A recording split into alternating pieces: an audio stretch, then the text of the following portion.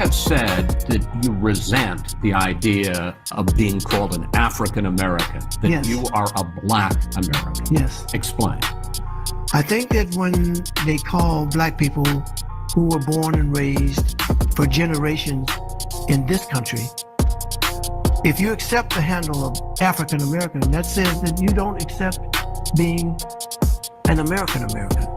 You don't accept being born in Chicago or New York or Detroit or wherever you were born. For generations, your family's been here, you know? Built this country too. Sweat and tears and all that, you know, fought in every war, okay? So this is my country here. So I don't want to be called African American. I'm an American American. My people have died and done everything for this country. I am not an African American, I'm an American. I am a Black American, I am definitely Black, and yes, my ancestors come from Africa. How long does a bloodline have to live in one land before they are considered a pure species of that land? Meaning, how long did my people have to be in America to say, hey, no, we're American, compared to some people who are English American, who are Irish American, who are German American from their ancestors, but they get to call themselves American. There's nothing wrong with being African American, but a true African American is someone that is from Africa and moved here, either first generation or second generation, and has a tie to that country that I do not have. One of the first census in Virginia that allowed for Black people to have a name was somebody from my family. So that means that Africans don't even fuck with us. Wow. Because they don't. We're not from the motherland. We're from America. So I'd rather say I'm a Black American. So I consider myself a Black American. I don't consider myself African American and shout that. Because Africans don't even fuck with us. Wow. Because they don't. I don't mind the term African American. I don't want to be called African American. Why is that? I'm not African. Very strong. In fact, very few of our people really look upon themselves as being Black. They think of themselves as practically everything else on the color spectrum except Black. And no matter how dark one of our people may be, we never hear him call himself Black. But now that the Honorable Elijah Muhammad has been teaching among the so-called Negroes, you find our people at all complexions running around here bragging about I'm a Black man. Well, this shows you that a new teaching is taking place and that there is new thinking among the so-called Negroes. If yesterday you would have to admit that it was very difficult to get our people to refer to themselves as Black, and then now all of a sudden you find all of us of all complexions not apologizing for being Black, but bragging about being Black. Well, there's a new thinking that has sprung up here in America among the so-called Negroes.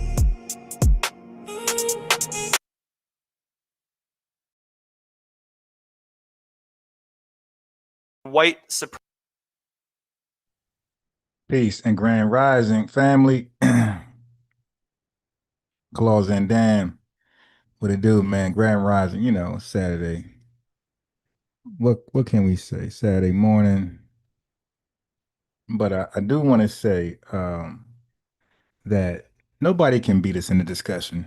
You feel me? Everybody got to lie. That's right. We won with the lineage B1 on code. Nobody can have an honest conversation with us and stand on 10. You feel me? Everybody got to lie. Everybody. Tethers, white supremacists, Pan-Africanists, you name it. Hogs, mogs, chitin, frogs, you name it. Everybody got to lie to try to have a conversation with us, to try to undermine us, disparage us, disrespect us. Everybody got to lie. You see Tethers all day long, calling in here, then go to Tariq, run over there, revenue, lie over there. I mean, does that, when you hang up, does that make you feel good? I just lied and I got cooked. Like, how do you go about your day from there? Like, is revenue like 4'9" and obese? Like, I mean, like a lot of stuff is just like straight up jealousy and hatred. More than just our greatness. It's like just what we got going on an everyday basis. Just looking at us like, I hate those niggas. You dig? I was in the spot the other day, Starbucks live yesterday, late morning, early afternoon, I think. I forgot. But I do know like an African and his wife has sat somewhere like a seat or two away from me. Like just out of touch, out of sync, like just no vibes, no connection with them at all. And they didn't have decency to say, hey, wave, or like most FBs walk in there, acknowledge me, a head nod, or doing his red hair. Like I'm saying, that's why I'm good. Me personally, I'm good with Africans. I ain't trying to do nothing with them. Y'all can have your fun trying to link up with Africans. I'm good. Like it's just not. I have nothing in common with them. There's no vibe. There's no energy. There's no mature spirit. There's nothing there. When I see them, they just like a regular dark-skinned Chinese person. They just keep going. They just keep sitting down. It's like it's nothing. We have nothing in common. Bobby Brown, Whitney Houston, hey, Buckhorse, DC. DC is here. Shalom, family. What's up, Ron? Shalom to you. So let me go ahead and play I worked on it. You know what I mean? Y'all heard the rough draft to the new. It ain't new. Like the FBA anthem is the FBA anthem, but this will be the new intro song, maybe outro song. But the FBA anthem is the FBA anthem. It's not replacing it. So before I weigh in on this debate, if you want to call it that, let's go into the new Code is the Leader song. Reparations are lineage based, not your image erased, no different than character. Oh, what I was saying was I was playing with the rough draft yesterday, where it was a rap song. But I was like, you know what? Let me make this a R&B banger. Reparations are lineage based, not your image erased, no different than character, so you could keep your African and run somewhere else with your marathon. Laugh now, cry later, cause we gonna laugh when you cry together. Alligator, Alcatraz, there's no soul leader. The code is the leader, there's no soul leader.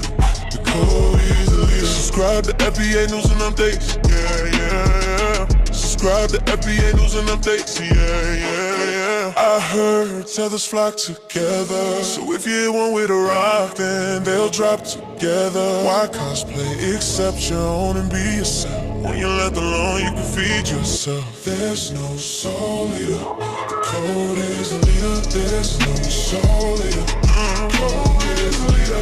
There's no soul leader. We gatekeeping the culture.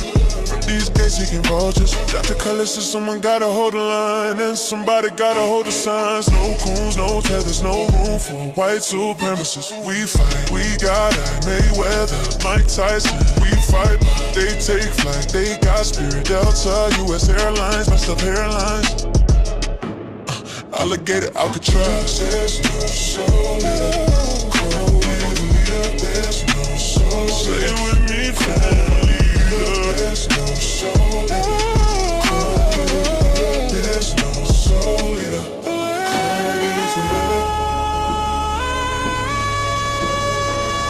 There's no soul leader.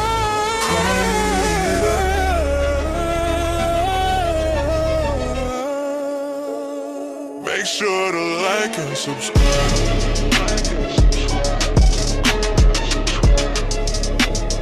Make sure to like and subscribe.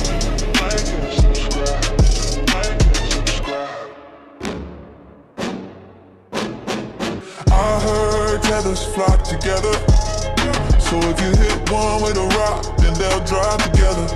Why cosplay? Accept your own and be yourself. When you're left alone, you can feed yourself. There's no soul leader. Code is the leader. There's no soul leader. Code is the leader.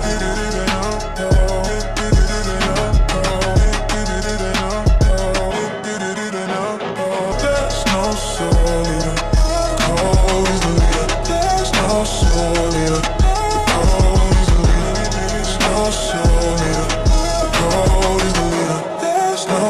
Say it with me, Cold is the leader of the hating blind tether of white supremacy. They want to give us a leader. But to tear him down. Tear her down. no soul in it. The cold is a leader. Make sure to like. Make sure to like and subscribe. Subscribe. I had to throw that in there because folks don't be liking like that. You dig? Subscribe. FBA News and Updates. Subscribe. FBA News and Updates. All right. I'll play it in a second. Again, let's get it going on. Supremacist country. Go ahead, Yes. Tariq. Yes. So the topic is America a white supremacist country? Not only is America a white supremacist country. So that right there, Aspiring Heights piece. Let's get a 004, Claude Zandam, Buckhorse, DC. So Tariq Nasheed repeated the topic. He said, is America a white supremacist country? Okay. And I think Tariq Nasheed washes Jared Taylor if he leaves it there. Family, sometimes we can make the fight too hard unnecessarily. So Tariq Nasheed added in this, and Jared Taylor ran with it. We live in a complete white supremacist world. The whole entire planet is completely dominated in all areas of activity by systematic white supremacy. That part right there. A family, let these other countries debate that for themselves. Let's stick on task. Let's stick on topic. America's a white supremacy country. Tariq Nasheed added global white supremacy, and watch how Jared Taylor jump on that. So he let Jared Taylor off the hook for half of this debate just by saying that. Jared Taylor didn't want to now defend white supremacy in America. He was defending it across the world. Not only is white supremacy a system, white supremacy is a religion, and I'm going to prove that on today's show. And in a religion, there has to be a God, there has to be a devil. White people who believe in white supremacy have made themselves into the gods. Black people are the devil, and there is no beginning and or end to this system of mistreatment of black people.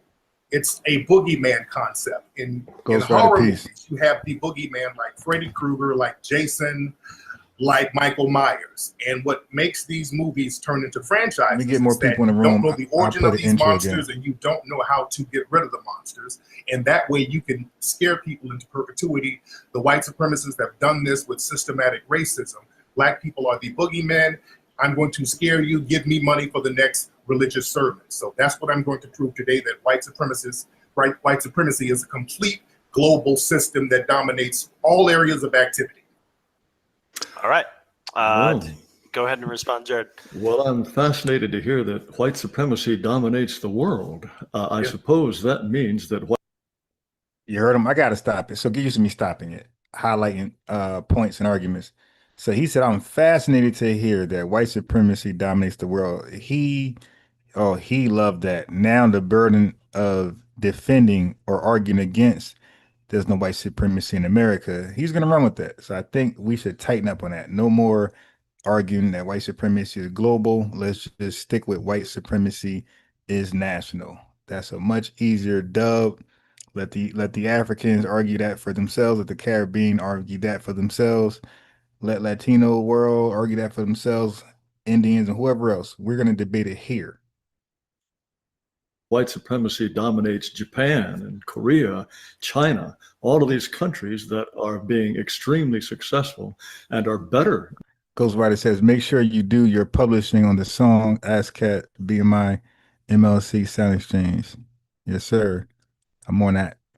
Than white countries. I'm on it after this live. Export balances in the kinds of standard of living that they're achieving. Seems to me it's a pretty ineffective white supremacy if it's permitting these non-white countries to advance faster than white countries are. At the same time, in the United States, it seems to me that if it is a white supremacist country, it's one in which it is organized strictly for the benefit of whites so that they can dominate and rule over people of other races. I would assume that that's what's meant by white supremacy. Under those circumstances, it seems to me quite contradictory that we have an immigration policy that is reducing whites to a minority. It's difficult to me to understand why whites, if they really want to dominate, they are prepared to reduce themselves to a minority in which they have less influence, less power, less ability to make the country Just to answer the question real fast from 7 Up. Now, I don't know Tariq. We never spoke. I never called in his live before Twitter. I'm usually asleep when he starts his live stream. But hopefully, which I support my videos, reach him, or if I can stay up late enough to call in, or if somebody mentioned my name in his circles. But hopefully we can link up and grow big. Reflect their own character. Also, in a white supremacist society, presumably whites would be on top in all fields. Why is it that Asians have a higher per capita income, much more likely to get into an elite school? Why do even Hispanics, for example, have a higher life expectancy than whites? There are many, many respects in which the United States is not organized in a way that gives power to whites or that results in whites being on top of everybody else. All of these things would be completely impossible if the United States really were organized in a white supremacist way. Okay, let me address all those things in unison. First, you said if we were in a white supremacist world, places in Asia like Japan, China, and Korea would not be doing better than white supremacist nations. Understand, China, Korea, Japan, and all the Asian nations are completely dependent and under the subjugation of white supremacy. There was an old saying in the United States, you don't have a Chinaman's chance in hell. They are allowed to thrive by the white supremacists. They can stop them from thriving at the drop of a hat. As a matter of fact, speaking of Japan, they blew up Japan at one point and then helped them get rebuilt back together. So the white supremacists dominate those Asian nations. Let's talk about Korea. We're talking about blowing up Korea right now because Korea is not playing ball, so to speak, and they just put trade sanctions on North Korea. So they can put sanctions on countries, they can blow up countries, they can do anything they want to countries, create computer glitches, do anything they want to destroy these nations anytime they feel. They let them thrive, and the operative term is let.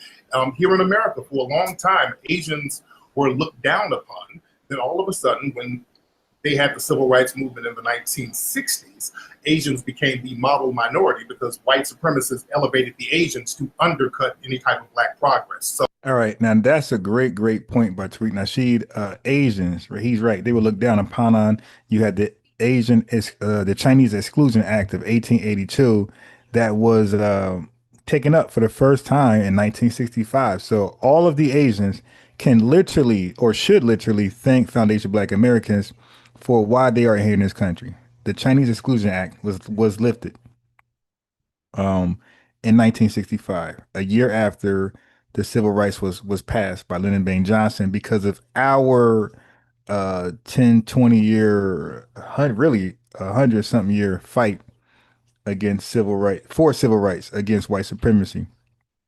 So that's a great point that, of course, Jared Taylor is going to dismiss right away. But all of the Asians, you could say all of them, they owe us a lot. You dig? So the disrespect that we get from them and their cities and their restaurants and their nail salons and whatever else is hilarious.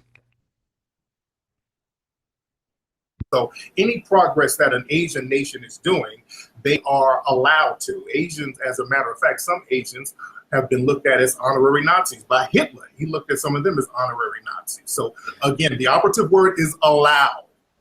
Gracious. So China is advancing, or Japan has done well, simply because the white nations, I assume you mean the United States, or are Germany, Sweden, Denmark, we're all in it together to let China progress? We're all in it together to let Korea and Japan progress? Or is it just the United States? Are we the top dog, or do we have to consult with anybody else in order to let the Chinese go on to eventually become a larger economy than ourselves? Well, we know that China was still dominated and it was colonized by Britain until fairly recently, the economic hub of China. 19th century.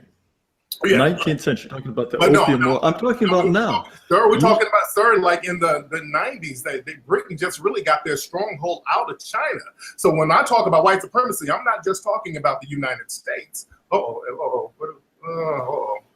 having, I can't hear nothing here. Hold on. We can hear you. We can hear you. Okay, I was looking at the playback. Okay. No worries. Go ahead. Okay. But like I said, Britain just got their foothold out of China directly. They were directly colonizing them.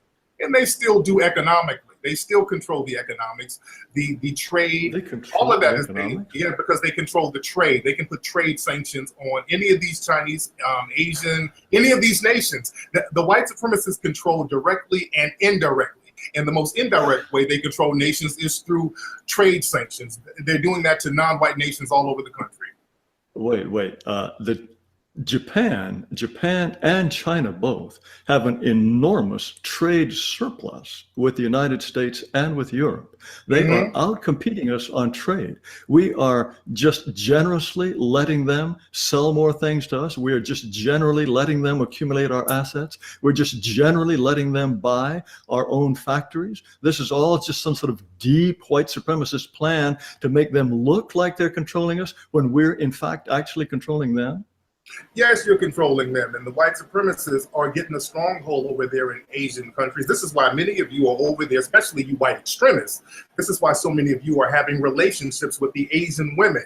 You guys are, you look at some of the big top white supremacist corporation owners, many of these guys, the Rupert Murdochs, all of these people are tied in with these Asians and Eurasians. Look at Trump. Trump has a Eurasian. So there's always been that connection. You allow them to thrive. And you can stop it at any time you want to. Really? Oh, you yeah. mean, how would the United States stop China from increasing its economy? How would we do that? Well, you can just put trade sanctions on them. You can stop them by putting trade sanctions on them, or you can just blow them up. Look, we have tried to put trade sanctions on North Korea, which is a tiny, small economy, and they still don't do what we want them to do. They have continued to develop their nuclear weapons. If North Korea... See, this is, let me stop it right here. So the debate was supposed to be about white supremacy in America, and Tariq Nasheed expanded the debate to go globally, white supremacy globally, which I don't think we should do here on out. As you can see, Jared Taylor is in his bag. He's very comfortable arguing against white supremacy globally, but his face is going to change. His everything about him is going to change when Tariq Nasheed finally limited it to white supremacy in America. This confidence, this smiling, this sarcasm, this false sense of confidence will disappear. But that's why I say let's let China hold their own nuts, defend white supremacy there. Let Africa hold their own nuts. Let the Caribbean hold their own nuts. Let Haiti, let everybody, South America, the Latinos, let everybody hold their own nuts and make their own claim for white supremacy damaging them. And they could have a reparation claim, whatever. But for us, for now on, let's just stick with white supremacy in America. All right. We're not caping. We're not defense lawyers for nobody else. They can prove their own arguments. They have the resources, the technology, and the same devices we have. So Jared Taylor is very comfortable, and but until Tariq Nasheed limits it to just America, you're gonna see the debate heavily swing one way. So right now, Taylor got this false sense of confidence, and I hate it. I hate when white supremacists are comfortable. Which is a tiny, insignificant country, can thumb its nose at the United States and continue developing nuclear weapons despite our telling them not to. It seems to me we have a very, very feeble white supremacist world order. No, you don't, because they're making threats against North Korea now. They're talking about blowing that place up when the economic sanctions don't work. The white supremacists will just go blow the country up. The white supremacists have two tactics. They have deception and they have violence. And when deception doesn't work, they have no problem going in there with the jackals, the CIA, whoever, to take the people out. That's the MO of the white supremacists, and they've done that consistently throughout history. Okay, and if the Chinese don't play ball with us, if the Chinese decide that they want to take the Spratly Islands or they want to take the Senkaku Islands from somebody that we think ought to have them, then we're just going to blow them up too because we're white supremacists. Because I'm going to fast forward some of the part right here. I'm sorry. Playing ball. I'm really not interested in Chinese exploitation by America. I'm really not interested. So I'm going to fast forward it. tricked them into being more successful and smarter than we are. Here we go. This is what I want. So you said something earlier that I found quite fascinating. You said that and this shows you how horrible of a debater Jared Taylor is. Like, he's going to help Tariq Nasheed get back on task, get back to the argument, which is white supremacy in America, with this dumb question. So he's going to help himself get cooked.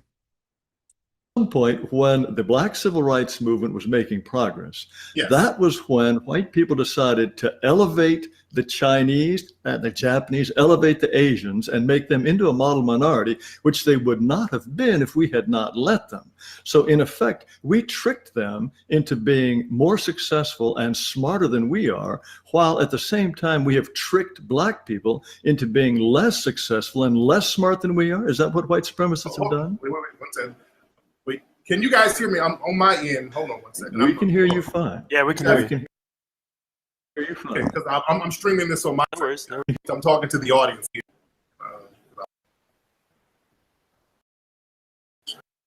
Streaming live, and the people.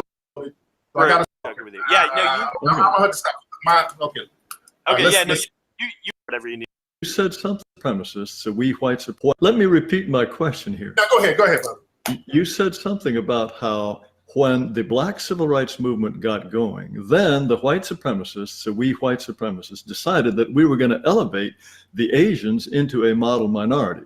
And I suppose they would not have been a model minority unless that we had permitted them to. So we more or less tricked or browbeated or somehow made them into a group that has a lower crime rate than whites, lower illegitimacy rates than whites, more successful academically than whites. We tricked them into that.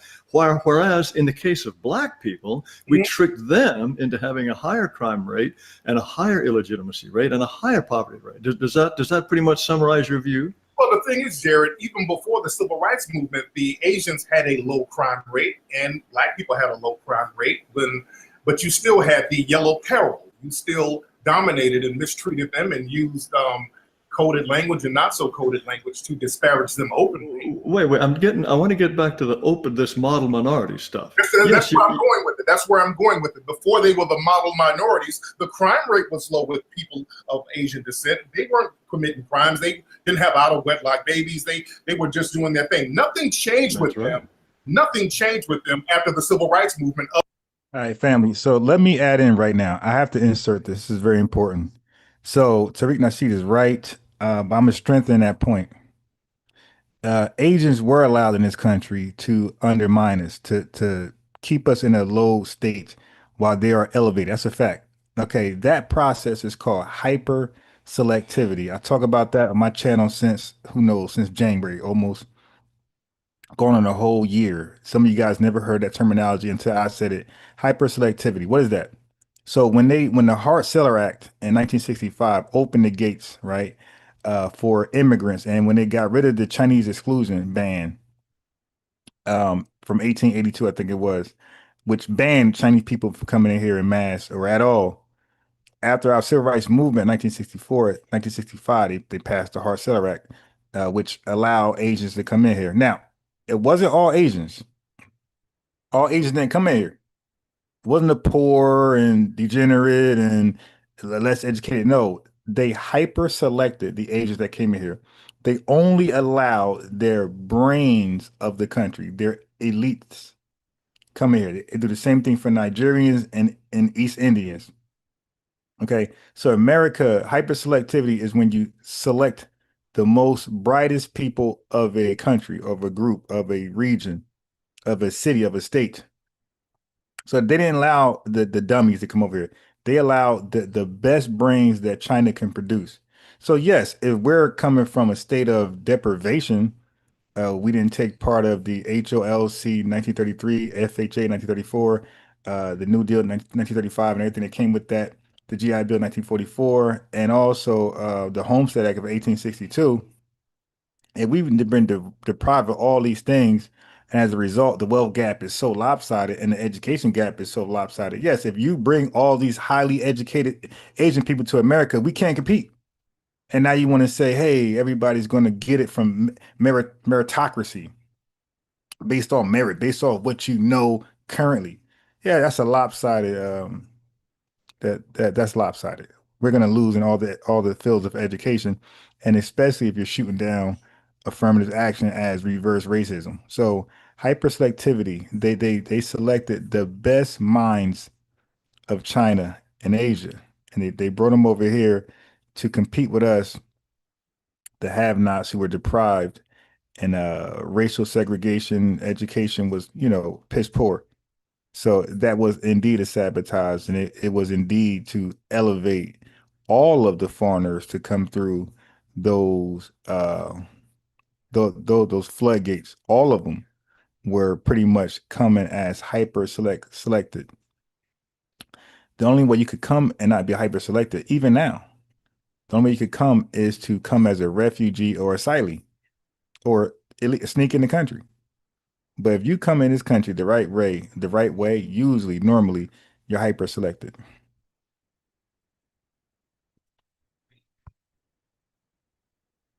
Other than the white supremacists wanted to use them to undercut Black society. Nothing changed. Well, but then we used them to undercut Black society, but in a way that in effect undercuts white society, because Asians are now, they have a higher income than whites, more likely to get into elite schools, and they have, as I say, less. Yeah, so those Asians you're talking about, Ghost, was before the Civil War. All right, yeah, so even they came in here for a selected purpose, just labor, and they were sent back. All right, but those folks are totally different than the ones who came in through the Hart-Celler Act of 1965. These were the brains of the country. Okay, because I talk about on my channel, I talk about brain gain, brain drain, and brain waste a lot, and it has everything to do with that. Likely to be in jail. In other words, we have created a model minority that is even more successful than the white supremacists. Again, this sounds like very stupid white supremacy to me. That's not true. They're not more successful than the white supremacists. Not more successful. They're not more successful at all. Look at all the major corporations in America. Who owns? They are. Who's running law enforcement? They don't run all the major corporations. The Japanese are allowed to do anything they're allowed to do. The white supremacists allow them to. They're not successful or more successful as people who believe in white supremacy, because the people who believe in white supremacy still. My fault. It froze. Let me unfreeze it. My screen froze.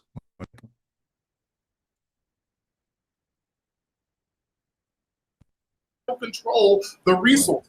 Wait, the Asians have higher per capita income by far. Indian Americans, for example, have a much higher per capita income than white Americans. Chinese, Japanese, as I say, they're much more likely to get into elite schools. And there is nothing stopping. There is nothing. Look at Silicon Valley. Silicon Valley is full of Asians who have these great programming jobs.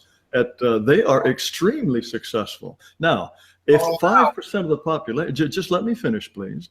If 5% of the population does not yet have a dominant position in running Fortune 500 companies, that will just come in time, given the kinds of advantages that they now have. Again, this seems like a very, very nearsighted and foolish white supremacist policy to build up a group that is being more successful than whites themselves. They're not. All right. Yeah, they're not.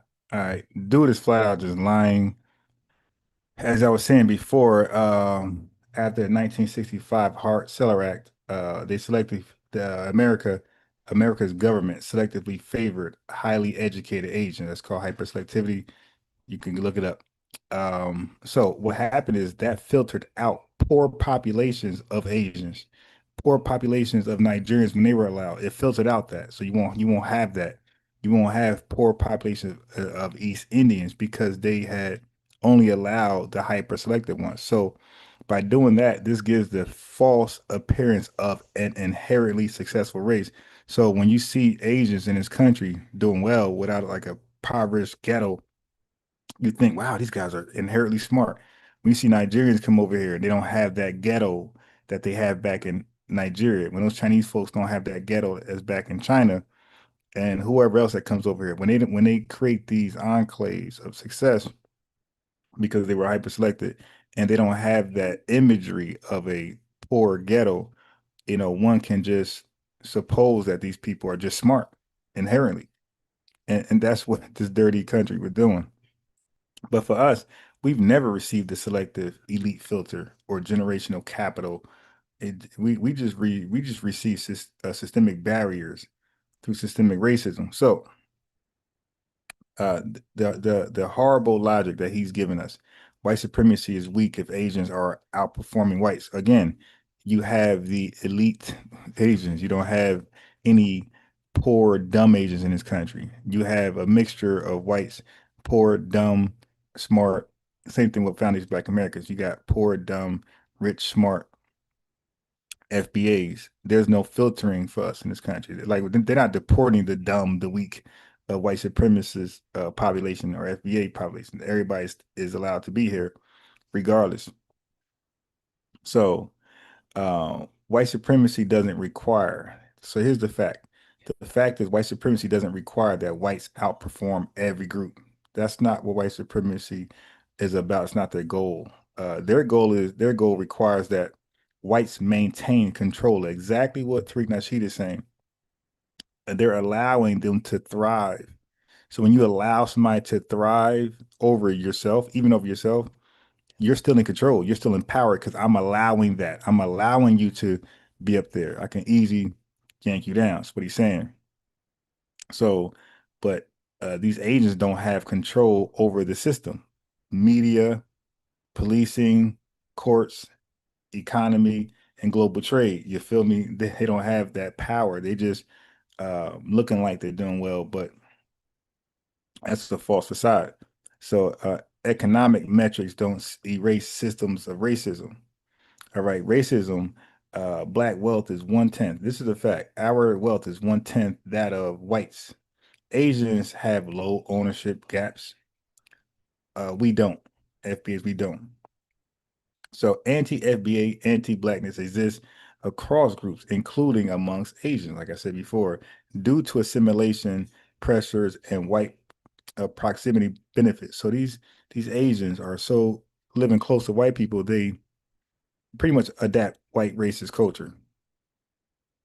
All right, but make no mistake, they're outperforming white people in the country as a whole because there's no filtering system for white Americans. You got the good, the bad, the ugly, the rich, poor, and broke. And same thing for us. There's no filtering system. Everybody's here. But there's a filtering system when they allow immigrants over here. Like we usually just get their best and their hard working class. Hope that makes sense. I mean, just saying that they're more successful doesn't mean that they are more successful. You allow they have to be. You allow them to thrive, and the minute they do something that you don't like, just like any other immigrant group, Hispanics, they were brought in to undercut Black society as well. Now that they're used as a political point, now the Hispanics are bad. Now all of a sudden you're throwing people out of the country. So the key word is allowed. You can do anything to any immigrant group you want to because as white supremacists, that's what you do. Wait, if we decided that the Asians were getting too big for their britches, yes, what would we do? You would throw them out of America just like you're doing Hispanic groups, Muslim groups. Wait. They're American citizens. We would strip them of citizenship and throw them out. Is that what we white supremacists would do? Absolutely. Absolutely. Oh, I see. Yes. Okay, I see. I mean, Black people are technically citizens, but the Constitution is completely violated when it comes to Black people. They violate every statute of the Constitution when it comes to Black people, and we're citizens. The Constitution and citizenship means nothing in a system of white supremacy. Okay, how is the citizenship of Black people violated daily? How is for example, how is the separation of in the Constitution violating the citizenship of Black people? Oh my God! The Second Amendment, Philando Castile, he was legally owned a gun, got his brains. No, I'm talking about the separate. You said every single article. I'm just giving you an example of. I can go down all the statutes: the 8th Amendment, the 13th and 14th Amendment. We don't get equal protection under the law. Black people can get legally murdered by a white supremacist race soldier, and nothing is going to happen. The Constitution does not protect us. So the Constitution is toilet paper to white supremacists. Your boy Richard Spencer even said, "I don't care nothing about the Constitution. I care about survival." Again, how does the separation of powers oppress black people? You said every aspect of the U.S. Constitution oppresses black people. How does the fact that the president has to be 35 years old, how does that oppress black people? How is it that the citizenship of black people is ignored by every aspect of the Constitution? You played a word game. I didn't say that. I said it doesn't protect black people. I didn't say the Constitution oppresses. White supremacy oppresses all non-whites. The Constitution doesn't protect black people. Watch the words, Jared. Let's watch the words. I'm very clear about the words I use, sir. Not clear to me, but you seem to think. So let me get something else straight. Yes, sir. We white supremacists.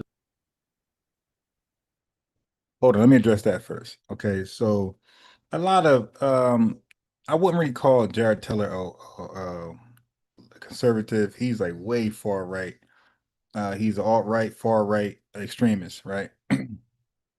So, but a lot of these white supremacists and conservatives like to deny systemic racism, constitutional racism. But anyway,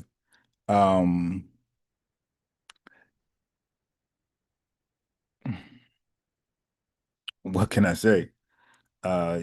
They all will admit that systemic racism happened here. He's not going to deny that. He didn't deny that even in this debate. When you ask them when did it end, that's when they get stuck. Okay, well, when did systemic racism end? And they'll tell you in 1968, pretty much right after the civil rights movement was passed. Okay, so but that's a nothing burger direction. When anyone deny, ever since this Lyndon Baines Johnson signed off the FHA, the Fair Housing Act, we've been equal ever since. Yeah, and so just get ready for that argument. All right, now look where he's about to go now. This brought Asians in to undercut black people, right? Yes, you did. Now, why did we want to do that? Why did we want to bring in yet another group, unlike ourselves, who is increasing in numbers, who is electing people like themselves to the Senate, got people like themselves on the Supreme Court? Why did we bring yet another group that is different from us? And what did we achieve in terms of oppressing black people by bringing these Hispanics in? Well, you classified Hispanics as white. 95% of Hispanics are classified as white because all white Anglo numbers are declining. They've been declining for years, and you need other groups to help boost your numbers. So Asians are the reserve white people now because many Hispanics are classified as white to boost up the numbers for people classified as white. So you always bring in these different groups to boost up the numbers. Wait. Sounds like Asian supremacy to me, right? If we cared about the number of white people, why didn't we bring in more white people? Wouldn't that be the obvious thing to do, rather than bringing in people who are obviously not white? Well, the thing is, classify a white person. What makes a white person white genetically? That's very easy to look. Just look at the DNA. The DNA of white people says that they are from Europe. The DNA of most Hispanics says that they are largely from Latin America. They're Amerindians. No, white people, I don't think you have any difficulty distinguishing a white person from an American Indian, do you? White people are obviously white. Well, and if we wanted more white Irish people, weren't considered white when they first came over. The Irish weren't considered white until the late 1800s. So I just want to know what this white thing is. And you said it's from Europe, so it contradicts. There's a contradiction there. Italians weren't considered white really until the 1930s and 40s, sir. They weren't considered white. So the idea that Irish were not considered white is a silly myth that has been circulated by people who should know. Now let me finish. Wait. No. Let me finish. White, we're not white. Okay. Mr. Nasheed, let me finish. Go ahead, Jared. Okay. The British hated and despised the Irish for a whole host of reasons, one being colonialism, one being the fact that they were Catholic. They did not like them, and they did not want them coming into the United States, but no one would ever have suggested that they were some race other than white. Yes. The idea that some kind of magic, they suddenly became white. They would say that the Irish were simian. They would say that they were an ape-like race. If you look up simian Irish, you would see Irish looking like monkeys. Okay, so let's add some facts to that. So I told you guys that I study I like to study the history of immigration in America. Some of you guys don't know that. As a matter of fact, if you're new here for the first time, you don't have a wrench in your FBA, just make that known, your FBA, so you can get your lineage wrench. The wrench is for people are that's of the same lineage or even supporters of the lineage. But Congress passed the Immigration Act of 1891 after a congressional investigation found widespread violations and circumventions of existing immigration laws. The new legislation expanded the list of excluded immigrants, enabled the deportation of immigrants present for less than a year if government authorities later found them excludable, and established the office of the Superintendent of Immigration within the Treasury Department, later reformed as the Bureau of Immigration. The act also made immigration inspectors' rulings final and ended the possibility of judicial review, although the Treasury Secretary could still review them. Okay, so here, I'm getting to where I'm trying to get to. So let me get to, because when we talk about immigration, restrictions, they were restricting just white people. Okay. There was no thought of an Asian into this country, or an African, or anybody else, right? So let me just say this right here. Let me go up. Okay.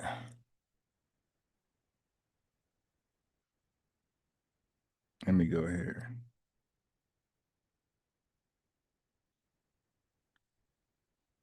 Okay, here we are. Okay, so the Immigration Act of 1924, also known as the National Origins Act, refined the system that had been established in 1921. The new law reduced the annual quota from roughly 358,000 to about 164,000. Oh, that's more than half. The law also established per country cap allocations that awarded 82% of the world quota to immigrants from Western and Northern European countries. Family, white people only wanted white people from Northern and Western European countries. Okay, look, 82% came. Look, listen what I'm telling you. So white people was coming to this country from Britain, France, North and Western countries. 82% were allowed in here. Only 14% immigrants from Eastern and Southern Europe countries. All right. So so what he's saying is right. They seen Northern and Eastern white people as inferior, not Anglo-Saxon, basically. Okay. So it says, like the 1921 Act, the 1924 Act did not put restrictions on immigrants from the Western Hemisphere. Look, they didn't put restrictions on white people from the Western and Northern Hemisphere. They only had it on Eastern and Southern whites. The 1924 Act also categorized wives and children as non-quota admissions, exempting them from the quota caps.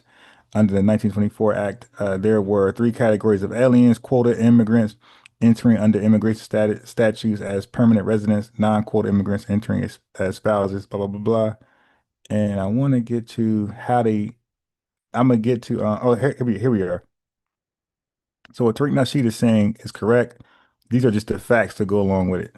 All right. So 1924 National Origin Acts. These laws were politically popular because of widespread notions of eugenics, nationalism, and xenophobia. So the true xenophobics were white people in this country who consider themselves Anglo-Saxon. Okay. For example, even popular books such as The Melting Pot Mistake by New York University sociologist Henry Pratt Fairchild defended the new restrictionist regime by using the crudest elements of nationalism, eugenics, and xenophobia. Former state senator Edwin E. Grant, a Democrat, summed up these sentiments when he wrote, "The prosperity made possible by our forefathers have lured the parasites of Europe, the scum that could have so well been eliminated from the melting pot." He's talking about the Southern and Eastern Europeans that Tariq Nasheed is describing to the liar white supremacist Jared Taylor. They were considered the parasites of Europe when they came to this country. since eugenics was a significant motivation, it's initially perplexing that the Immigration Act of 1924 established quotas based on the country of origin rather than the immigrant's race or genetics, especially considering how the latter characteristics were most important to the progressive demographic central planners of that time. A proponent of law, Fairchild noticed this particularity and commented that, yeah, so it mattered what Europeans came to this country. So when Jared Taylor said, hey, well, why would they mix with Asians and so on, so on, so why not just have white folks just open up the floodgates and allow immigrant peasants from all over Europe? No, white people seen those Europeans as filth, parasites. Not done. The 1924 Immigration Act did not place numerical quotas on immigrants from countries in the Western Hemisphere. You feel me? Okay.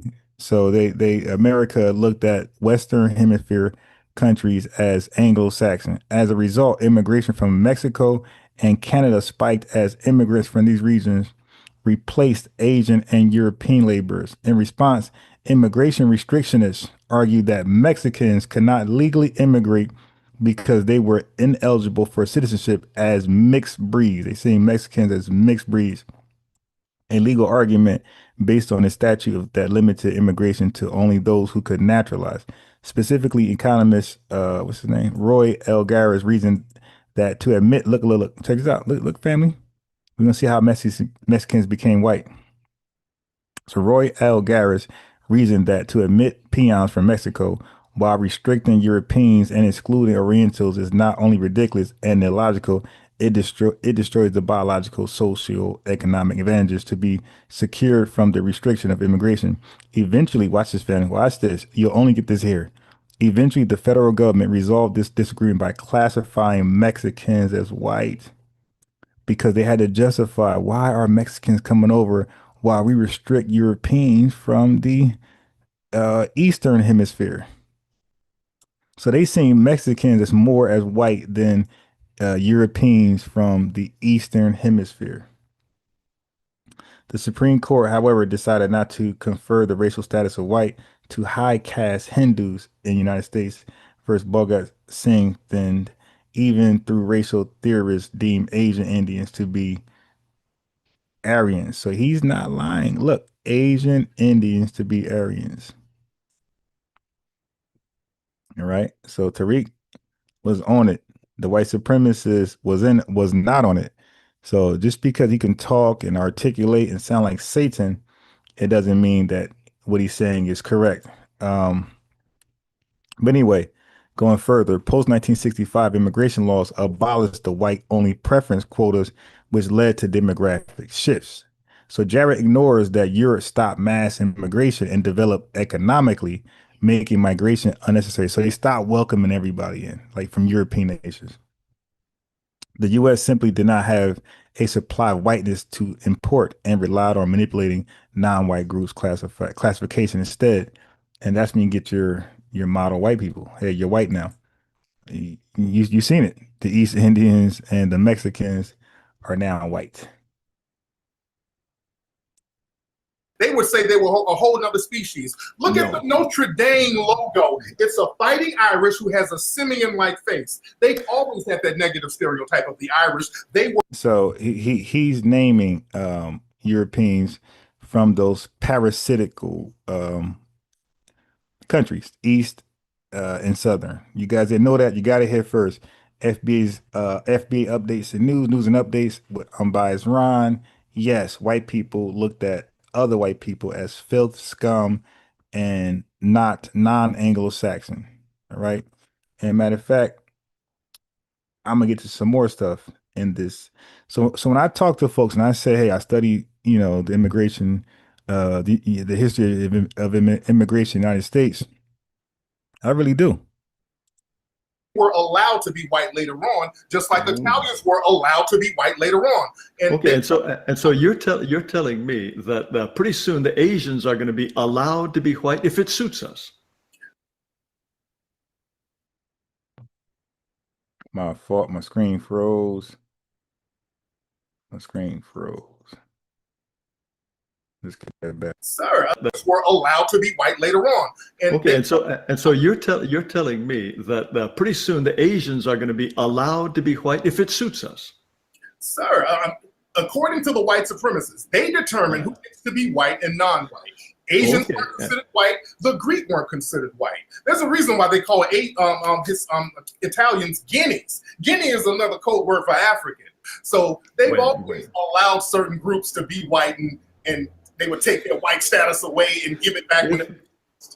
If we really cared about maintaining a white majority, why do we let Africans into the country? Africans, according to your view, Africans are the devil people. Africans are the whole reason for white supremacy. Africans are the only reason we ever care about Asians, because that's a way to put blacks down. The only reason we have anything to do with Hispanics is another way to put blacks down. Apparently, white supremacists are obsessed with black people and want to put them down. Why, in that case, have we admitted more immigrants from Africa than ever came to the United States in the slave trade? There are not that many Africans that are allowed over here. I was just in Africa. Why even one? Because certain African people, and I'm going to tell you, when I was over in Africa, they are screened to the point where if they come over here, they're going to have to directly work with the white supremacists to Didn't I say hyper-selectivity? So Tariq just hit on it. He's not using the proper words, but he's expressing it correctly. So yes, they get screened. That's called hyper-selection. To the point where if they come over here, they're going to have to directly work with the white supremacists to undercut black people too. Okay. White supremacists bring in people, and they make sure that African immigrants do not hook up with African Americans. There were papers in the 1970s trying to prevent African Americans from linking up with people in Africa. Let's go back to the Marcus Garvey movement, back to the 1920s and the 1900s, when black people were trying to go back to Africa with the Marcus Garvey movement. They went in and undermined that as well. They've never wanted us to hook up with each other, so they will bring over African people as long as they don't hook up with us and do the bidding of white supremacists. Oh, no, okay. Now let me get this straight. Yes. The white supremacists let in Africans Yes, after they have carefully screened them Yes. to make sure that they will cooperate in a white supremacist system of holding down and exploiting American-born blacks. Is that correct? No. Didn't say all that. Okay, yeah. School me on this. They don't hook up with us and make sure they're on their P's and Q's. I was over there in Africa. They told me there's so many hoops they have to jump through to get over here. They have to change their names. They were telling me all types of horror stories. Yes, they were told that they shouldn't even use their African names if they can. They don't use their African names? I've never heard. I mean, every Nigerian I know that lives here has an African name. Now, did they tell you that they were told, okay, we have this white supremacist system going here, and we're going to let you in only if you cooperate with our white supremacist system and hold the brothers down? Is that what they're told? They didn't say all that. But the thing is, the reason why they would have to come over here anyway is because the white supremacists have destroyed their own nations over there. Understand? Okay. Global. The reason why they would have to come over here is because all the resources are hoarded over here. Okay, now all right. And they try to get over there. Okay, now I have another question for you. I have another question. White supremacists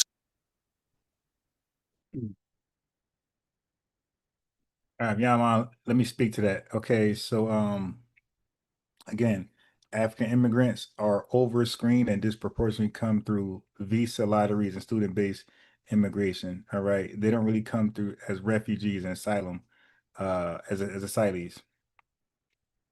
All right, anyway, let me show you this. Let me show you guys this. I want you to see how white folks seeing each other, which is strengthening Tariq's argument even more. Okay, so progressives and nativists bolster their anti-immigration position by using the Dillingham Commission report as evidence that new immigrants, okay, so let me put you guys on game. Old immigrants are Northern and Western Europeans. New immigrants are Eastern and Southern Europeans, okay? So the Eastern and Southern Europeans were fundamentally different from old immigrants, Northern and Western, who came from Western, you see? Old immigrants who came from Western and Northern Europe. The Dillingham Commission was staffed with members who had previously supported immigration restrictions, with the single exception of one member named William S. Bennett of New York. Its members cherry-picked, as white supremacists do, data to reach the predetermined conclusion that immigrants from Northern and Western European were innately superior to those from Southern and Eastern Europe. You're seeing it for yourself. Okay? So Tariq was right. Its members cherry-picked data to reach the predetermined conclusion that immigrants from Northern and Western Europe were innately superior to those from Southern and Eastern Europe. Again, old immigrants, Northern and Western. New immigrants. Yeah, I said it right. So new immigrants are Southern and Eastern. I'm trying to read while I put that thought together. Okay, so when data revealed large numbers of Northern and Western Europeans seeking welfare in American cities, so now, hold on now, they call us the welfare queen. That's why I say ain't nobody been on welfare more than white folks. Okay, so when data revealed large numbers of Northern and Western Europeans seeking welfare in American cities, let that register in. All right. The Dillingham Commission returned the data for further information or for corrections. Despite its methodological flaws, policymakers embraced the report and its recommendations because it confirmed their prejudices. Okay, hold on. Let's keep going. This is good data right here from a great researcher like myself. Okay, citing concerns about the intelligence. Look, so now they was playing that game with the Europeans. So don't let them come on our channels and our spaces and act like they're so smart. Like, wait a minute, you new immigrants. Citing concerns about the intelligence of new immigrants and how they would assimilate. Okay, they didn't believe they can assimilate into American culture, to Anglo-Saxon ways. The Americanization movement started as a collective of private nonprofit organizations that backed civic classes, language lessons, and the destruction of the hyphenated American.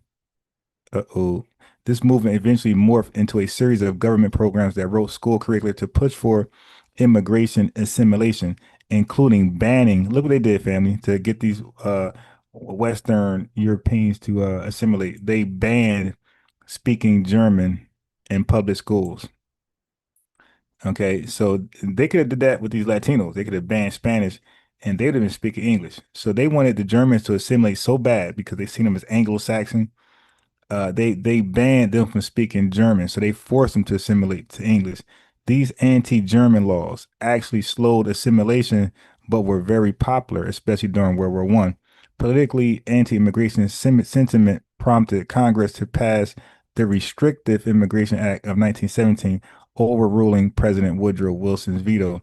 This act sanctioned illegal immigrants' detention and deportation if they committed a deportable crime within 5 years of their arrival. It also imposed literacy tests and other restrictive measures aimed at limiting immigration flows from Africa and Asian countries.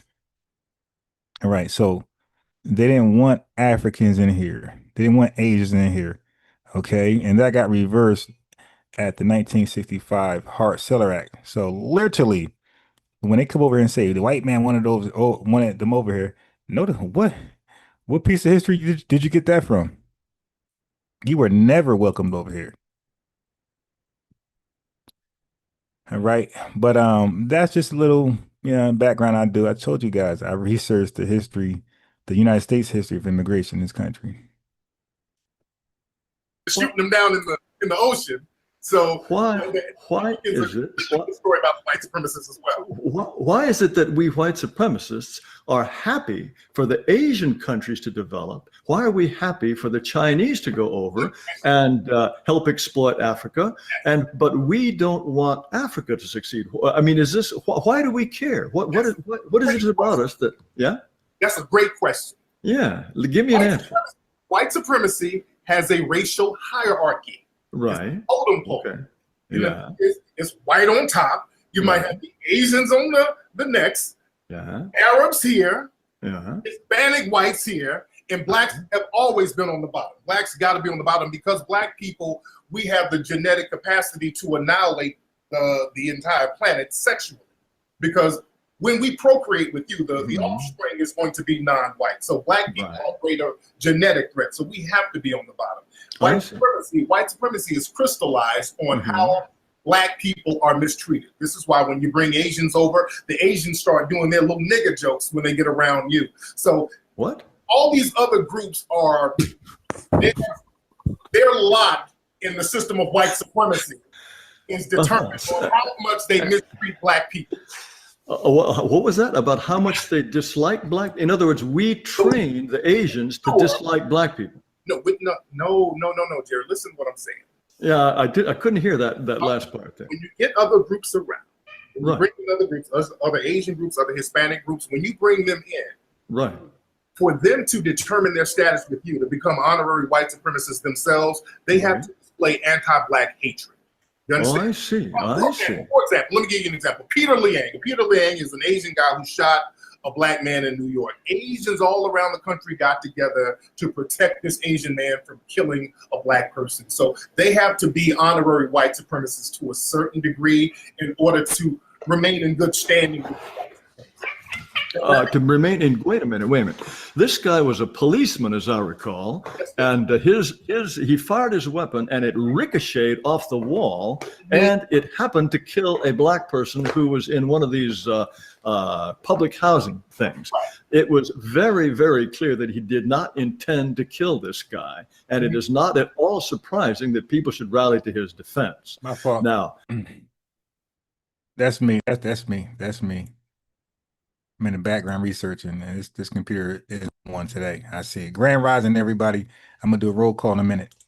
I'm, again, interested in this idea that we can make honorary white people. And where is your evidence that that Asians, if they're the number 2 bunch, where's this notion that they're honorary white people? So let me back up a minute. You said he didn't mean to kill him, that he was in violation of pulling his gun. He shouldn't pull his gun out. He shouldn't have the finger on the trigger. He lied about what happened on the police report. So if you're shooting people by mistake, why is it that black officers go to jail when they shoot people by mistake? A white kid was shot down in New Orleans by a black officer by mistake, and they gave the officer 40 years. So there's always that white supremacist double standard there. And you extend that double standard to Asian groups and many Hispanic groups, just like the guy who shot Philando Castile up in Minnesota. But that's neither here nor there. So your next question was what, sir? Well, then let me have. I'll approach things from a different point of view. I am fascinated by your conviction that well, first of all, okay, now it's interesting that you said the reason white people are so obsessed with blacks. I mean, it sounds like everything we do has to do ultimately with black people. What we do with Asians, what we do with Hispanics. Hold on. What we do with all of these other people is merely a function of our absolute obsession with black people, is what it sounds like. White supremacists, yes. The white supremacists probably think, 8 hours of every day at least wondering what to do about black people. We're just obsessed with black people. And the reason for that. 24 hours. 24 hours. Sorry. Okay, no. We are thinking about black people 24 hours a day. We wake up in the morning and we spit on our hands, we roll up our sleeves, and think to ourselves, what are we going to do to black people today? Is that how we operate? Well, the white supremacists, again, white supremacy is a religion. And religion. Yeah. Okay. Wait, I want to ask a question real quick. Tariq, do you believe that Jared is a white supremacist? I just want to be clear because you keep saying white supremacist. Do you believe he is in that category? Yes, he is. Of course he does. Of course. All white people are white supremacists. No, they're not. All white people are not white supremacists. No, they're not. That's why. See, and that's a tether argument. When a tether get called out for tethering, they will argue that all immigrants are tethers. It's like, no, just you and those who think like you. And Jared Teller tried the same thing. Oh, all white people are white supremacists. No, just white people who think like you. So you see tethers and white supremacists, they think alike. How do you classify the difference? A white supremacist is a person who believes through speech, thought, and action that they should dominate, control, and mistreat non-white people. That's what a white supremacist is. And all white people are not like that. That's not true. That's why I don't say the white man and white people are this. No, white supremacists think like that. Okay, now who are they specifically then? Who believe that we should dominate, control, and mistreat black people? Well, the thing is, the white supremacists used to be open about who they were, but now they're not open. They have to codify their language, so we don't know who the white supremacists are. So now I use the term suspected white supremacists if I'm not sure a person is a white supremacist or not, because there's no master list of white supremacists. Okay, then how come we got into a situation where white people can't be open about it? That sounds like another failure of white supremacy. No, white people can be very open about systematic white supremacy. They are open about it. Well, who's not? Wait, you just said they're not open. You just said we have to call them suspected white supremacists. For a long time, they couldn't be open about it because they had to codify the language. Now that we have Trump in office, people are becoming more open about white supremacy now, this day and age, right now, 2018. They are now. Who, for example, who is an open white supremacist now? Well, you're an open white supremacist, Richard Spencer. No, wait. I have no desire to dominate or mistreat anybody. Who do you think I want to mistreat? He didn't even try to sound convincing with that one. I have no desire to try to, rule over black people. All right. Interesting. So white supremacy is not about outperformance, right? They always think they got to outperform somebody in something. Yeah, I mean, that's debunked with music, right? And comedy and entertainment. Like, they don't outperform us in those fields. So it's not about outperforming always to establish white supremacy. It's about control and hierarchy, all right? Because even we're allowed to be that great in those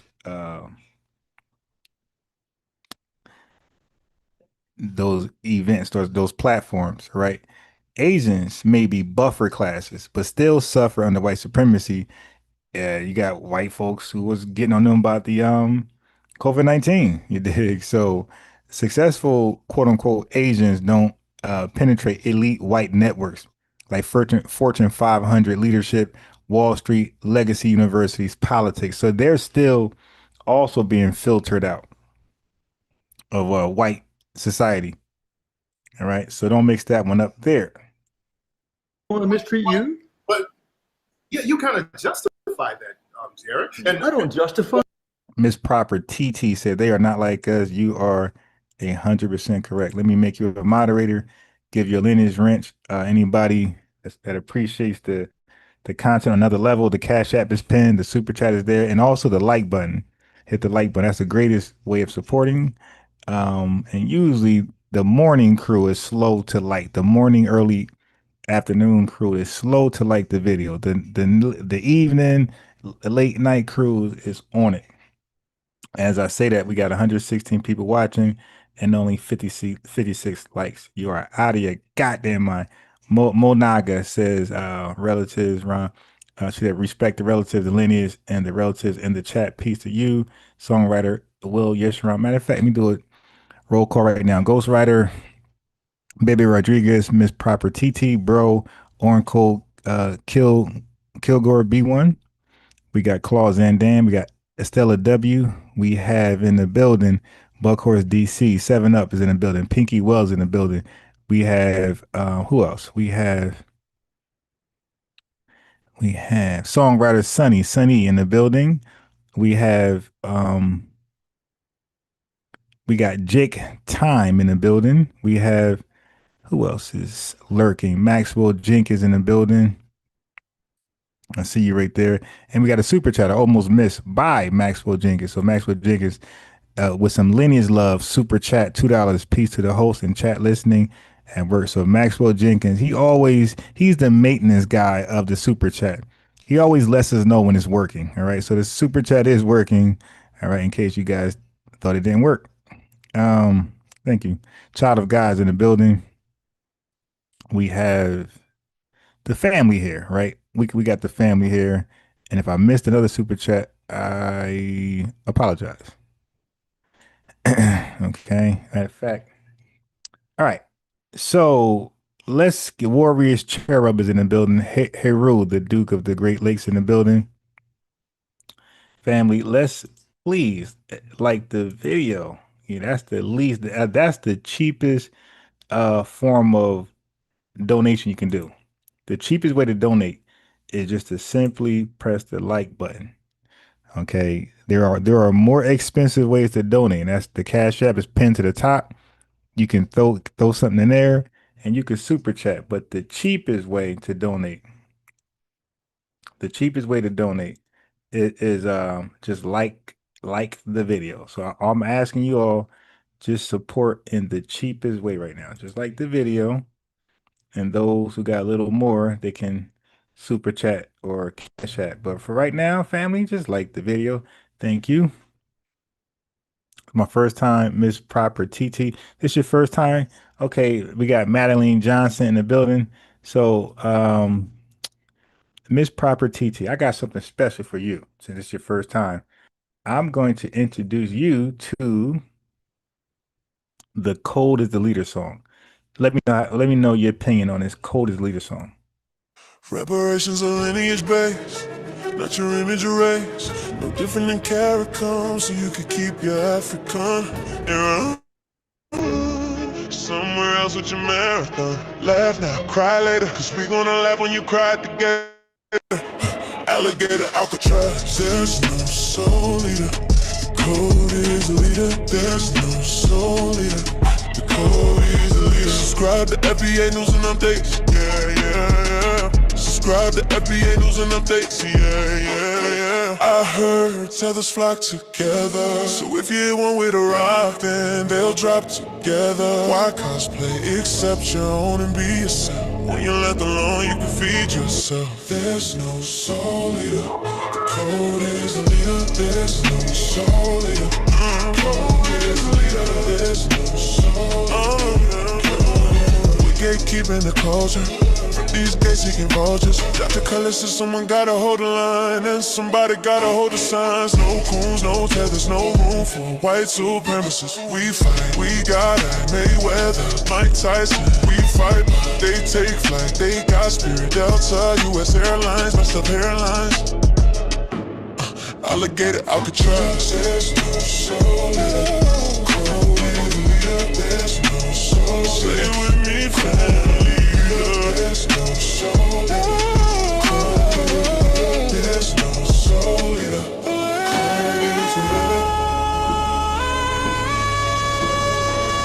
There's no soul leader.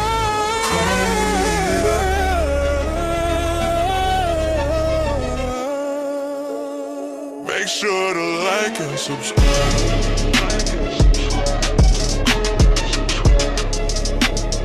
Make sure to like and subscribe.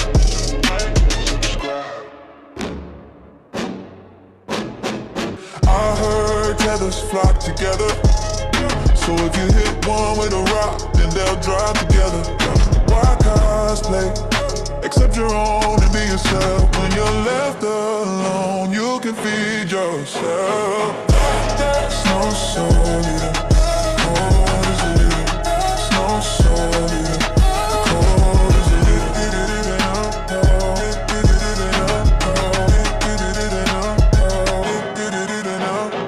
There's no soul leader. The code is the leader. There's no soul leader. The code is the leader. There's no soul leader. The code is the leader. There's no soul leader. Say it with me, family.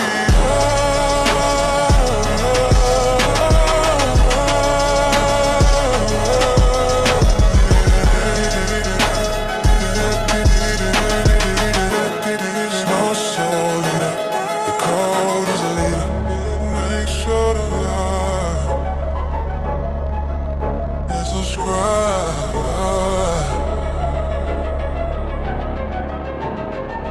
Subscribe. FBA News and Updates. He said United Airlines. All right, so I make these songs and I use AI to sing it. So I write all the lyrics, I make the beat, I do everything. And matter of fact, if y'all tap into the live last night, you'll see that this was first a rap song. So I made it into a R&B song. You feel me? So this was first a rap song that was upgraded to R&B. I thought it sounded better as R&B.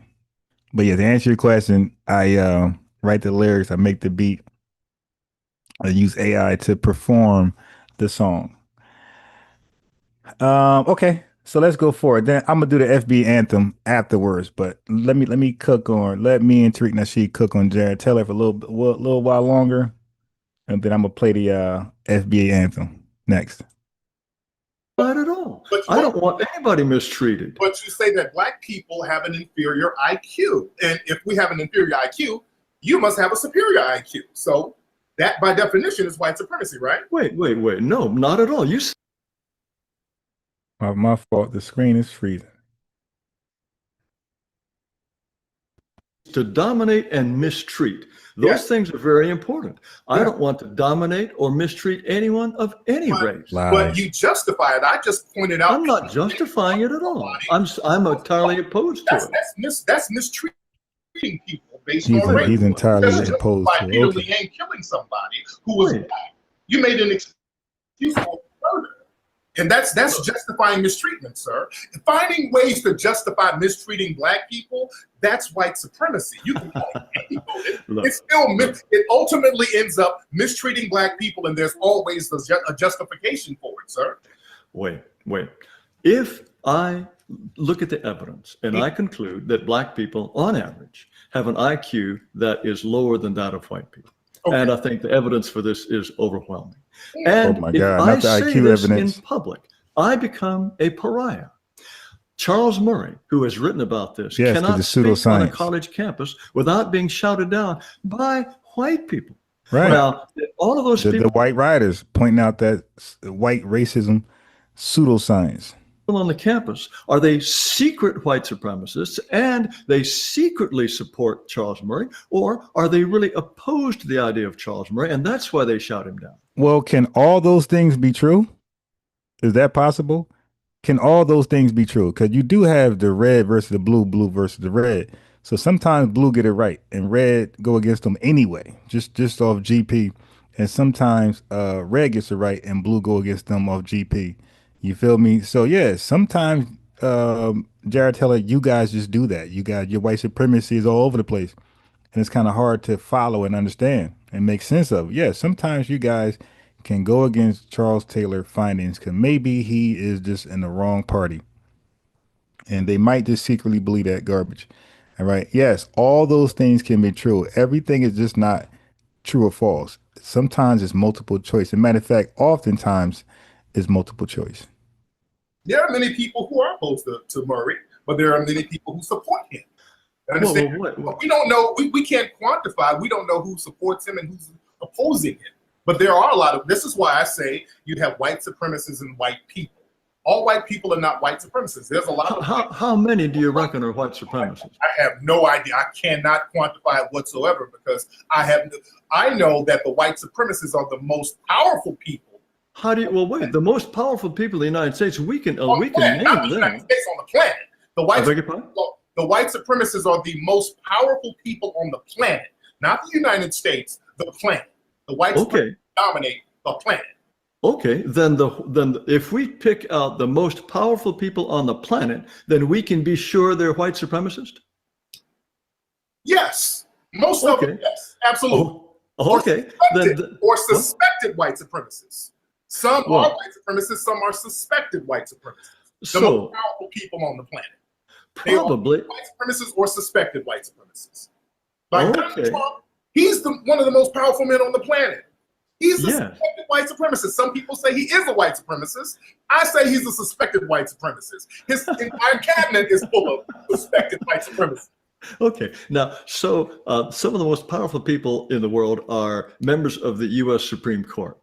Are they white supremacists? Is Ellen Kagan a white supremacist? Well, is Sonia Sotomayor, is she a white supremacist? Well, let's look at the Supreme Court. The Supreme Court put down a ruling, and it's never been overturned, that a black man has no rights a white man is bound to respect. Oh, and for heaven's sake. The Supreme Court used the word white supremacy and black inferiority in the Taney ruling with Dred Scott, and they never overturned that. As a matter of fact, the Dred Scott decision was used in a court case a couple of years ago.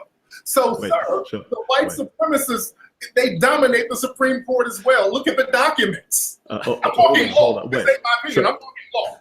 So you're telling me that a black person has no rights that a white person is bound to respect? Is that what you believe? All right, so let's talk about that. So the Dred Scott was definitely overturned by the 14th Amendment, right? But its racial logic underpins judicial bias. Like you have voter suppression, you have lack of accountability when black lives are lost, right? Nobody is arrested, no charges, those type of things. The spirit of the ruling, right? The spirit of the ruling, where it says no rights that a white man is bound to respect, remains culturally embedded. We can see it in police acquittals, like I said, stand your ground cases, and redlining immunity. Nobody gets in trouble when they harm us. That's the point.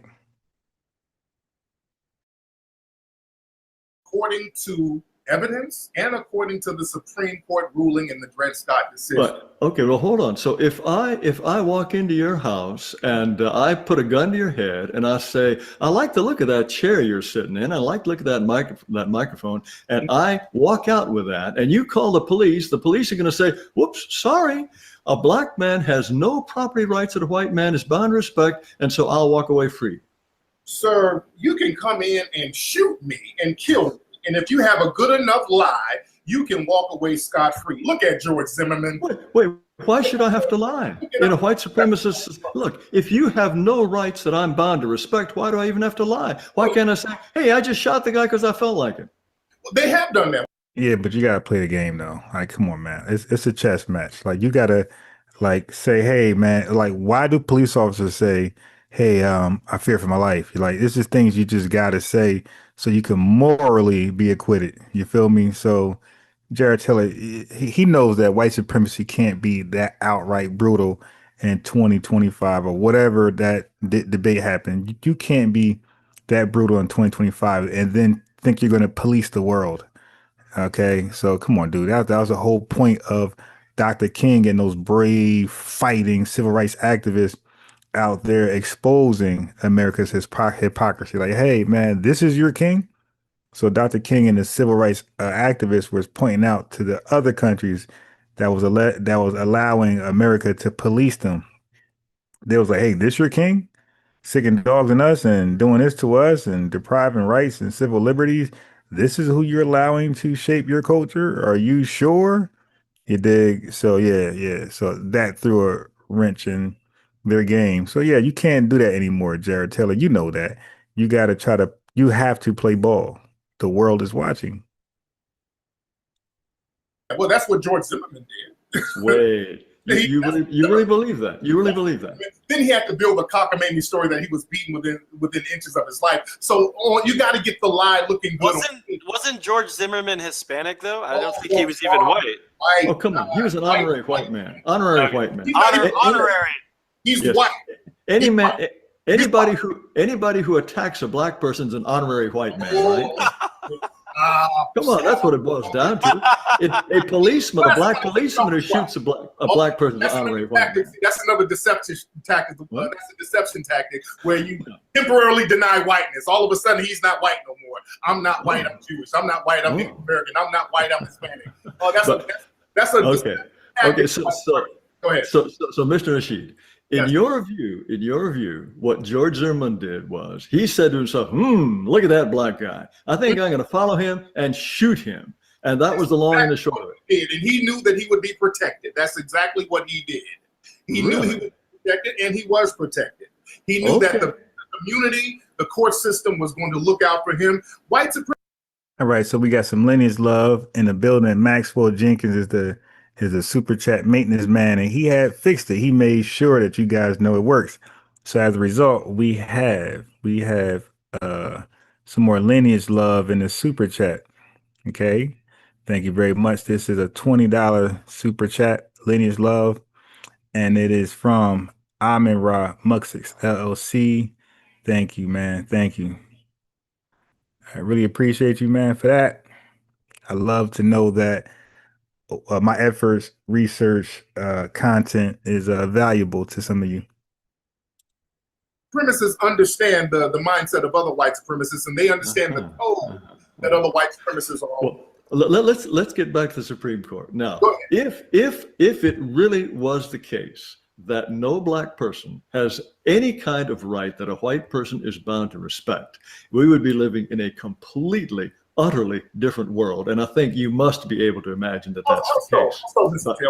Yeah, but speaking on Zimmerman, I'm gonna say this. Remember, I said you must play the game in order to, for the Dred Scott to work in your favor as a white supremacist. Zimmerman played the game. Like, he played the game. So the person who told him to stop following, that was not a police officer.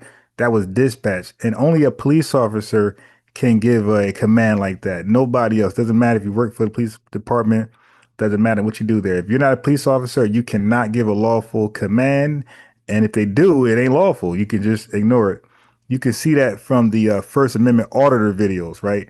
So many people work in police stations, right? But they're not police officers. They work in courtrooms. They're not police officers, and they do other stuff. They work in prisons, but they're not police officers. So Zimmerman knew, he studied how to get away with murder, relying. I'm still going. He studied how to get away with murder, relying on FBA's ignorance to the law, to the stand your ground laws, period, family. So at some point last year, I used to do videos, early last year, around this time, I used to do videos educating us on our civil rights, right? When being contacted by police officers. So I had shared videos, people making contact with the police officer. It meant just stopping them from walking or pulling them over, or even in the interrogation room. I would educate the chat on your rights, right? And what you shouldn't, what you could do, and what you should do, and what you couldn't do, and what you shouldn't do. Just because you're right doesn't mean you need to exercise it when the person that's making contact with you have a deadly weapon on their hip. That's the wrong time to want to exercise your rights if you plan on going home to your family or just to yourself, right? So we definitely got to look at them as race soldiers. And when a race soldier contact you, you got to decide, what is your game plan? Do you plan on going home? Or you don't care, you'll be a martyr right there, then you work that out.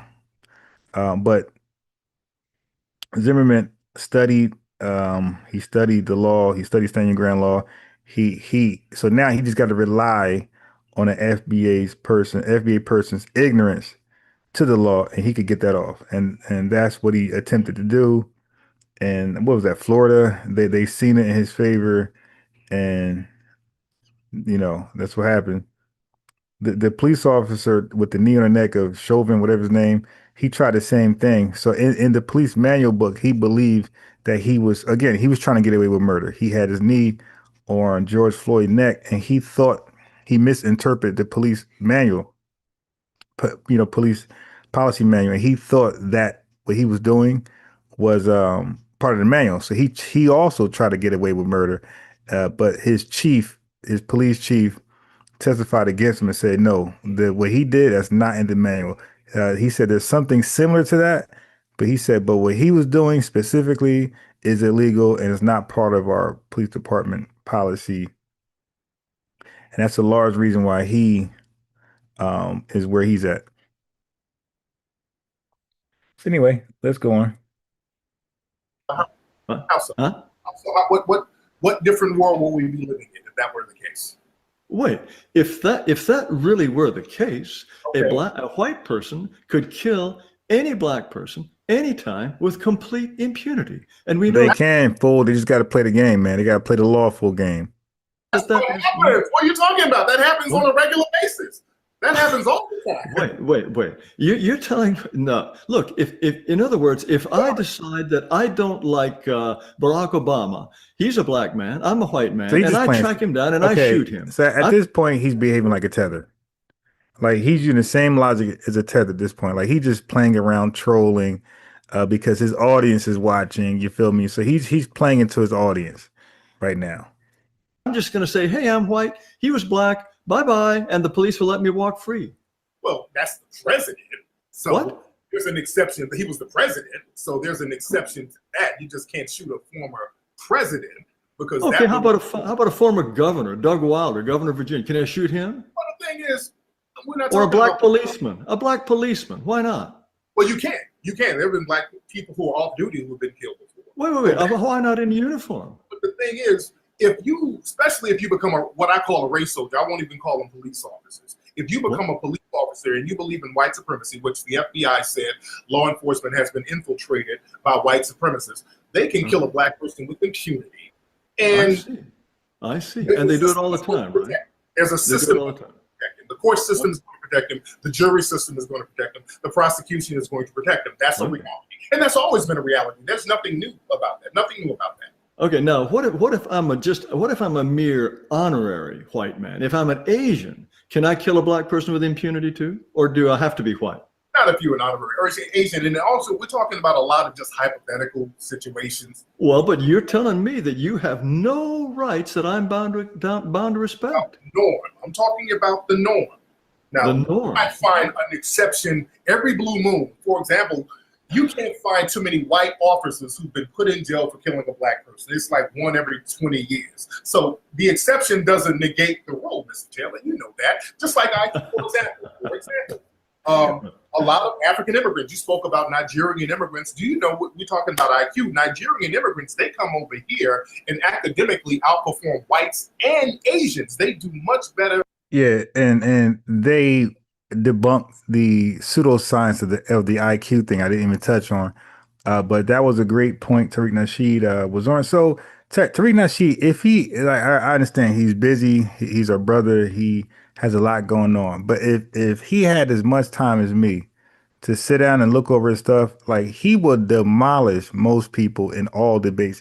He'd be just freestyling, you dig? And for him to even make that point, that's a point I came to later. Like a lot of dedicated studious research got me to that point, that conclusion that Tariq has drawn just then. But he's freestyling with these guys, and he's been like really like cooking well-versed white supremacists, well-versed tethers, well-versed Myron Gaines who practice their talking points, practice their arguments, and they have rebuttals, and they know Tariq's gonna say this. And for Tariq Nasheed to pretty much freestyle wing it, like he wings his, I would never do that. When I debate, I'm always well prepared and studied and all type of stuff. But for him just to wing it on the fly and do so well, it's like really impressive. Like really, and again, I'm a debater. I know how hard that is to do, just to wing it and just figure shit out. Like he's like Mayweather. He get in there and he just figure it out as it goes. Sometimes it don't look as beautiful, but once he get his rhythm, it's over. And he's starting to get his rhythm. I'm gonna say halfway into this video, he gets in his rhythm, and he just like really one-sides Jared Taylor. You can see right now he's taking more of the momentum. He's taking control of the debate, and all that smiling and caca and keen that Jared Taylor was doing earlier. Look at his posture now. That's gone, and it's going to really disappear as they continue more in the debate. He did the same thing with Myron. So like he adapts to your style, and he just gets his groove, and he be cooking. Because I'm more like prepared, because I believe, I take this stuff serious. The proper preparation before prevents poor performances. You did me. So my debates be one-sided real fast, but I understand sometimes it's entertainment. But whites have killed black people with impunity, Jared Taylor, especially under qualified immunity and prosecutorial discretion. Okay, so that's a fact. Zimmerman walked free, as I just said. Daniel Pantaleo, Eric Garner's killer, never changed, never charged. George Floyd case was an exception, which I just spoke about, not the rule. It was an exception only because of massive international protests and one thing, video evidence. Okay, so that's why he got cooked. He did it while folks are recording him. Just white privilege, white entitlement, white, just craziness. Than Asian. So that kind of throws the whole IQ thing out the window when we're talking about race and IQ. Well, but why does a white supremacist society permit such a thing? Well, you can't really do anything with what's going on in that person's mind. You know, a person is smart, they're smart. But well, wait. If people are smart, they're smart. You're assuming, of course, that on average, black people are just as smart, maybe smarter than white people, right? Not maybe smarter, but we have the same level of intelligence, of course. Okay. Of course. All right. It goes without saying. No, are you saying we don't have the same level of intelligence as whites? Okay. I was just checking on that. I thought you might think that black people are actually smarter. But let's get back to the Supreme Court. But you didn't answer that. You danced a little bit. Yeah. You're dancing with the stars. Do you think that this devil right here, have man, equal intelligence as whites, Mr. Taylor? No, I don't. On average, the black IQ is 85. Why are black people as smart? What is it about black people that makes them less smart? Oh, well, there are all kinds of things that go into what is called intelligence, the structure of the brain, the way the gray matter and the white matter interact, the rapidity of signals transmitted on neurons. We don't really know in 100% the biological underpinnings of intelligence, but I think the evidence is overwhelming that East Asians on average are somewhat more intelligent than whites, and whites are more intelligent than blacks. But aside, I know you're not going to agree on that, and you're not even interested in the evidence. Let me unpack that, because if black people are less intelligent, why the need for systematic deprivation? Why would the whites do things like not allow black people to read, make it illegal for black people to read, from resources? What we're gonna do with it? We're done, right? We're not gonna take advantage of resources. Why deny us? We're talking about the United States today. You're saying the United States today is a white supremacist society. I do not deny that in the past the United States could be described as white supremacist. But let's get back to the Supreme Court. So I told you guys, the average white supremacist, even Jared Taylor, his degree, they're not going to deny Jim Crow white supremacy, right? I had one idiot to come on my panel that denied white supremacy ever existed. And I had to educate the young wannabe white supremacists, this filthy Puerto Rican. I said, no, that was a mulatto kid. I was like, bro, do you know that the average white supremacist, like even a KKK, Jared Taylor type of guy, will admit Jim Crow was systemic racism? I said, for you to sit here and say it wasn't, like, bro, you got to really study their material better, because you're going to shame the hell out of them. So I immediately said, all right, bro, just look up systemic racism, get back to me. He looked it up. I said, okay, was that Jim Crow? He said, yes. And just that fact, he took an unnecessary L by not just knowing the white supremacy playbook. All right. So white supremacists like Jared Taylor, and this is even a Charlie Kirk talking point. That's why you could lump up Charlie Kirk with white supremacy. That's why it should be no day, no vote, nothing for him. Okay, go on and catch. There should be nothing for Charlie Kirk. You dig? So for liberals to concede to Charlie Kirk, who's a white supremacist that said white supremacist things like black folks got a lower IQ. Now let's go into that. All right, these claims have been debunked from credible scientists all over the country. Okay, like Jensen, Rustin, and Watson. All right. So now your IQ can be weakened. Okay. So what everything he's saying isn't completely wrong, as you know, white supremacy. You dig? Like some black folks get locked up and some of them commit a crime, but it's like, but how do you get there? So when you talk about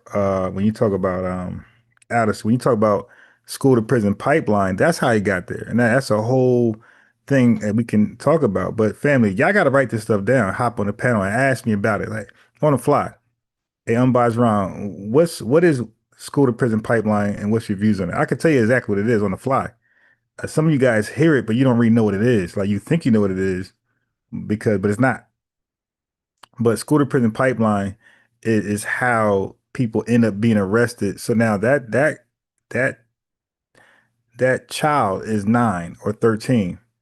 Okay, but now that child's 35 and in the prison system, dealing with recidivism, right? So you can say, damn, man, he sold all these drugs, or he did this right here, he did a robbery. Look at him, he made dumb moves, dumb decisions. But I could say, nah, hey, man, I could tie that all the way back to school to prison pipeline. I can do that and show how he ended up in there because of how he was treated in the schools. You dig? What? Okay, take your thing and go sit in the kitchen. Yeah, so I can do that, right? So what I'm saying is your IQ, going back to your IQ can be weakened. Weak, WEAKENED. It can be weakened, all right? First of all, we need to be serious about our children's education, right? We got to give our kids access to early childhood education. And look at the part that you're going to hate because I see it so. Go in the kitchen, eat that.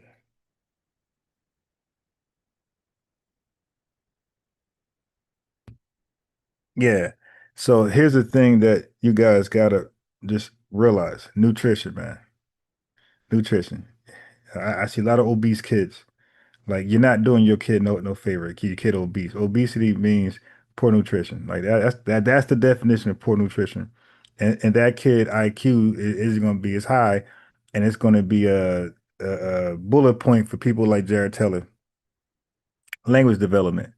And we got to start being articulate. No mush mouth niggas.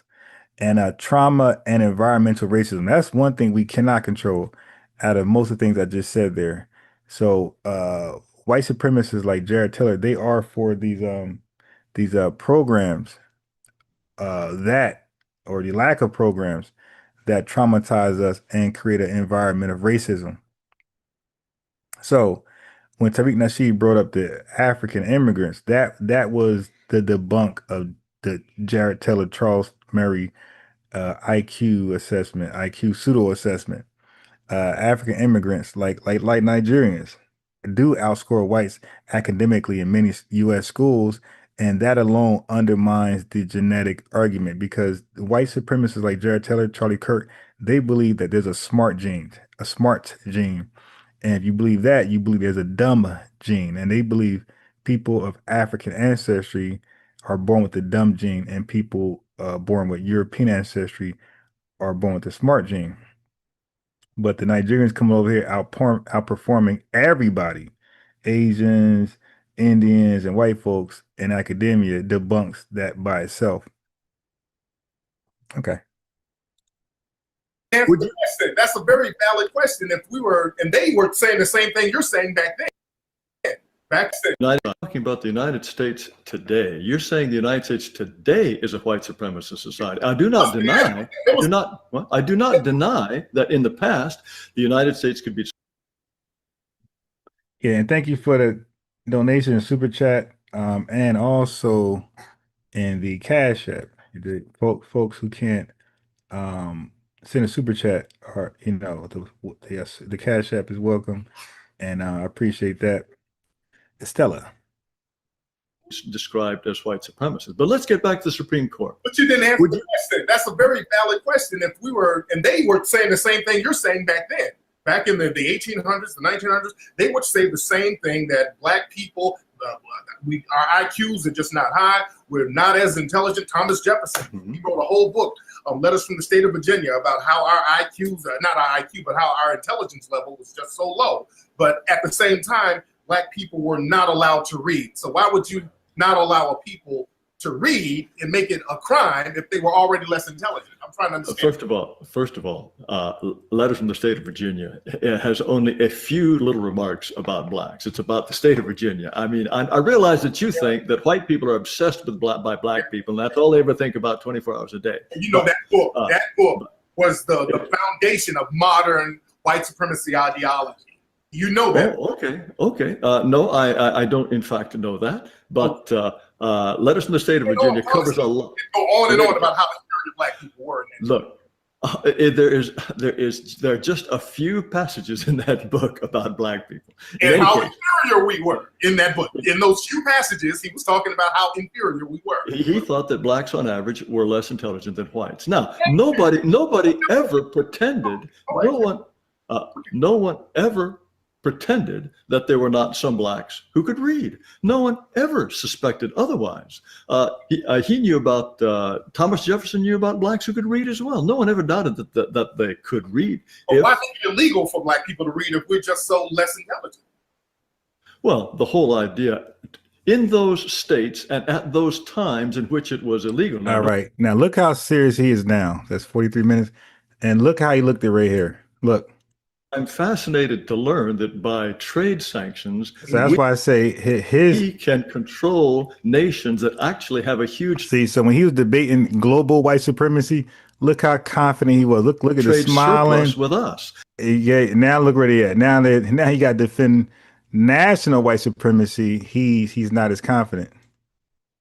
Look, in those states and at those times in which it was illegal. Now, don't forget. So Tariq asked a great question. He said, bro, we're so inferior, then why make it illegal to read at all? Like, dude, aren't you guys just going to naturally outperform us in everything we do that involves intelligence? So you don't need to deprive us. Give it to us. We'll just always come up short.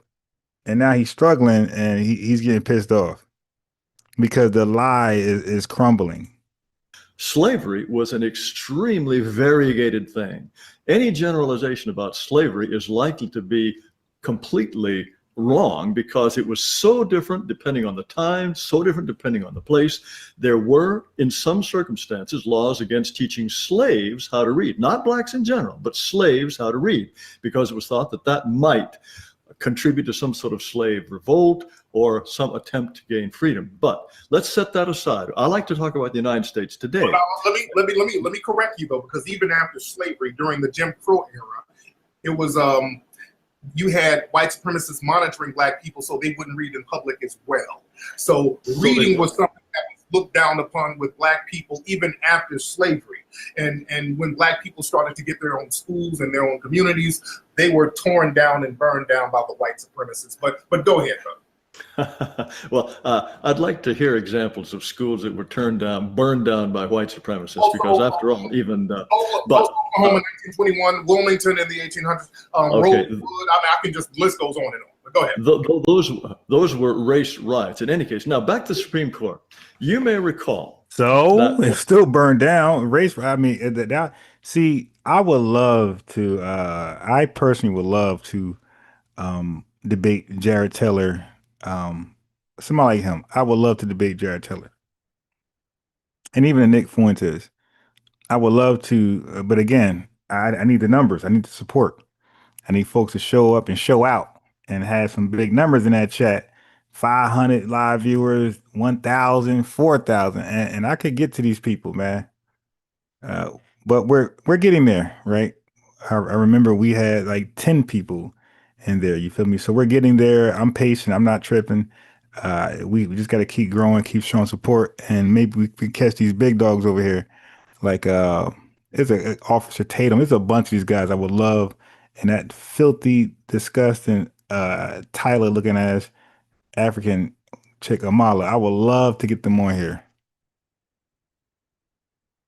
When Sonia Sotomayor. Now, in your view, she may be an honorary white for all I know, but when she was appointed to the Supreme Court by Barack Obama, she said that, well, it was pointed out that she had said that she thought that a wise Latina woman would be a better justice than a white man.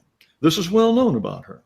And when she came up for confirmation, the Senate, of course, was overwhelmingly white. Now, why would a white supremacist Senate, and surely some of those people must be white supremacists and not just suspected white supremacists, because they're powerful, they're senators. And you said the most powerful people in the world, presumably including the premier of China, are white supremacists. So there must have been some white supremacists there. Why would they confirm a woman who says that a Latina woman will make a better judge than a white man? Isn't that a grave insult to white supremacy? No, because most Latinos are still white and they just have different ethnic backgrounds. The ethnicity and race are two different things. She's still classified as white. That woman is still white. She just has a different ethnic background, sir. I don't think that whole Latino. Let me shout out Ghost Rider, $5 super chat. Lineage love there. Jim Crow was DEI for white supremacists, which ended in the 1970s in some U.S. states. Right. And that's an interesting outlook on it. When they talk about DEI, it's like, yeah, but when y'all had DEI for hundreds of years, it was all good. And y'all DEI was the best. It was just for white people. You guys say DEI is for people of color. That means many ethnic groups, but yours was just for you, solely you. But yeah, thanks for the lineage love, man. Super chat love is on fleek this Saturday. And show the, you know what I mean? Those who can't super chat, you can show the cash app some love. Thank you. Those 95% of them are classified as white. No. Yes, Well, I'm not making that up. You right now you just use the "I'm white not say so" narrative, which is just more white supremacy. Okay. So when she says something insulting to white people, she's talking about Latinos as opposed to white men. She is making a distinction between a Latina woman and a white man. And so let me finish. He's white. Please let me finish. So she is drawing a distinction. She says, I'm Latina, you guys are white, and I'm going to make a better judge than you. And all those white supremacist senators, they said, oh, we'll let that pass because she's really white just like us. Was that what they thought? Yes, absolutely. Okay. Thank you. We can move on. That's all I needed to hear. They have Clarence Thomas on the Supreme Court. Is he a white supremacist? He's a mascot for white supremacy. Is he a white supremacist? No, you cannot be a black white supremacist. I see. Why He's not? a mascot for white supremacy. You can't be. You can't be a black white supremacist. You can be a tool for white supremacy, and that's what he is. A tool. All right, but a Hispanic can be a white supremacist. Yes, they can. Understand? And an Asian they identify with Spain. They don't identify with the Native American roots. The root word is Spain. Spain is still in Europe, and they identify with that. And the white supremacists, they give them this on and off, back and forth cat and mouse status. But ultimately, it's a family dispute between other white people. Wait. So Puerto Ricans, they think of themselves as Spaniards. Is that right? Yes, many of them do. As a matter of fact, they think they're Spaniards. When you go to these countries, you see the darker Puerto Ricans are dominated and mistreated by the lighter Puerto Ricans because the lighter Puerto Ricans see themselves as white, sir.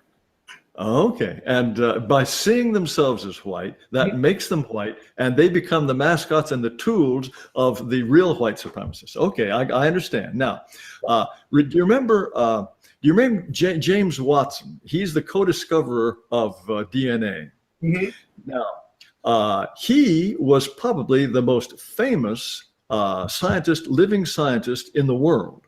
And he started talking about race differences in IQ, and he concluded that perhaps black people, for genetic reasons, are less intelligent than whites. Now, you may recall that he was absolutely pilloried. All the white people practically in America got on his back and said, no, you can't talk about that. And he lost his job, he lost all kind of his prestige, he's disappeared from sight. That will happen to just about any white person in America, no matter how prominent, no matter how prestigious. If he starts talking about racial differences in IQ, out the door. He is considered a moral pariah. Why is that the case if we really are all white supremacists anyway? Well, the thing is, the whole intelligence thing or the IQ thing, it's used by white supremacists to justify the maldistribution of resources and the mistreatment of people. Exactly. So that should be part of American dogma, right? Really? Like, well, wait. I don't understand. Elaborate on that. As you say, if the idea is that black people are less intelligent than whites, and that justifies what you say, the maldistribution of wealth in the United States, why is it that someone that makes that argument about racial differences in IQ is considered a demon and a pariah and is shoved out of respectable society? Well, because usually they have blatant white supremacist views anyway, and they're just using IQ and all that stuff to justify. See, the IQ thing, that thing started really with Nazi Germany. You're not answering my question. I'm trying my best. I'm trying to answer your question, but I'm telling you, the IQ thing was started in Nazi Germany. That's not true. Be justified to harm people who were classified as non-white then. Yes, it was. No. They used IQ to justify putting people in concentration camps. Yes, they did. Wait, IQ goes back to before the First World War. That's before Nazi Germany. Sanford Binet, the Binet test, that goes way back before the Second World War. But my point is this. If, as you believe, the ideas about racial superiority and inferiority are used to justify white dominance over blacks, why is it that anyone anyone in the United States today who openly talks about racial differences in IQ and talks about the lower black IQ becomes a social pariah. Why? Because it's not true. That's why, and it can be debunked. What? But you say all the white supremacists believe it. Jared, but it can be debunked. That's the problem. See, that's what the clash is. It can be debunked. Like, Jared, I've heard you say that black people have a low IQ and there was nothing in Africa, and black people didn't have two-story buildings, and there was no will, and they couldn't tame beasts of burden. So all that stuff is so easily debunked. This is why people, a lot of times when they take these white extremists, we look at them as pariahs because that information is just not true. But wait, if it is not true and everyone knows it's not true, then okay, maybe there are a few benighted goofballs like me who haven't got the message yet, but if it's generally accepted as not true, then that completely blows apart the justification for white supremacy, right? No, it doesn't, because enough people believe that. Enough people believe it's true. And the people who want to believe it's true are the white supremacists, because that's part of the religion of white supremacy. Okay. Anything negative about black people to justify the mistreatment and dominance. Okay. And those people are the most powerful people in the world. Yes, they are, the white supremacists. Okay. Then if the most powerful people in the world believe this, surely one of them, or maybe even two of them, perhaps even three of them, would have come to James Watson's assistance when he started talking about race and IQ. Why? How come not one of them put his head above the parapet and said, hey, Watson's right? Well, they might not have done it publicly, but there's an old saying that white supremacists don't get fired, they get transferred. So they probably— Is that an old saying? Oh, I've never heard it before. But you never heard that one? Yeah, white supremacists don't get fired, they get transferred. He's fine. He's somewhere, somebody's taking care of him. Whenever a white person does something and they get fired or they get called a pariah, they get money raised somewhere. Somebody's going to look out for them. So the white supremacists, they know not to let one of their own fall. Hey, I hate to break in here for a second, but didn't we have a black president for the last 8 years? If you're saying that the only people in charge are white people, how do you explain Obama being our president for the last 8 years? Oh, he's a pet. He's a mascot. He knows that. Hey, Jared knows that. When you put a black person in a position, listen, when you put a black person, when the white supremacists will elevate a black person, there are two rules, and these rules have never faltered. Number one, you do not punish white people. And number two, you do not help black people in large numbers. And Obama did not do either of those things, so he's fine. So it seems like Trump has actually helped black people more. You know, recently it said Trump has the lowest African-American unemployment rate, and the African-American Democrats, they wouldn't even stand for that. That's a lie. They proved it was a lie. They put out the stats. That's a lie. The unemployment rates, they've increased. That's a complete lie. But deception is white supremacy. But you know, well, I wanted to ask one question that keeps coming up in the chat. So people keep asking, and this question is for Tariq, and then Jared, you can respond. They say, if Black Lives Matter, why is there so much black on black crime, and why is there such a substantial amount of blacks doing crime and murder to other blacks? That's a lie. There is not black people doing a lot of crime. The only high crime like rate Chicago, for example. All right, let me step in here. Peace, family. Let me just, I let them go in for a little while because you guys say, Ron, you keep pausing it. Okay, so I let them go in for a little bit. All right. So, okay, listen. Anti-FBA, anti-blackness is foundational to white supremacy, and other non-white groups are tolerated when useful or non-threatening. So when you're useful or non-threatening, they tolerate you, and we're making that claim with the immigrants, right? Not especially, but immigrants that come over here. We're saying that, right? I gotta sneeze. Give me 1 second.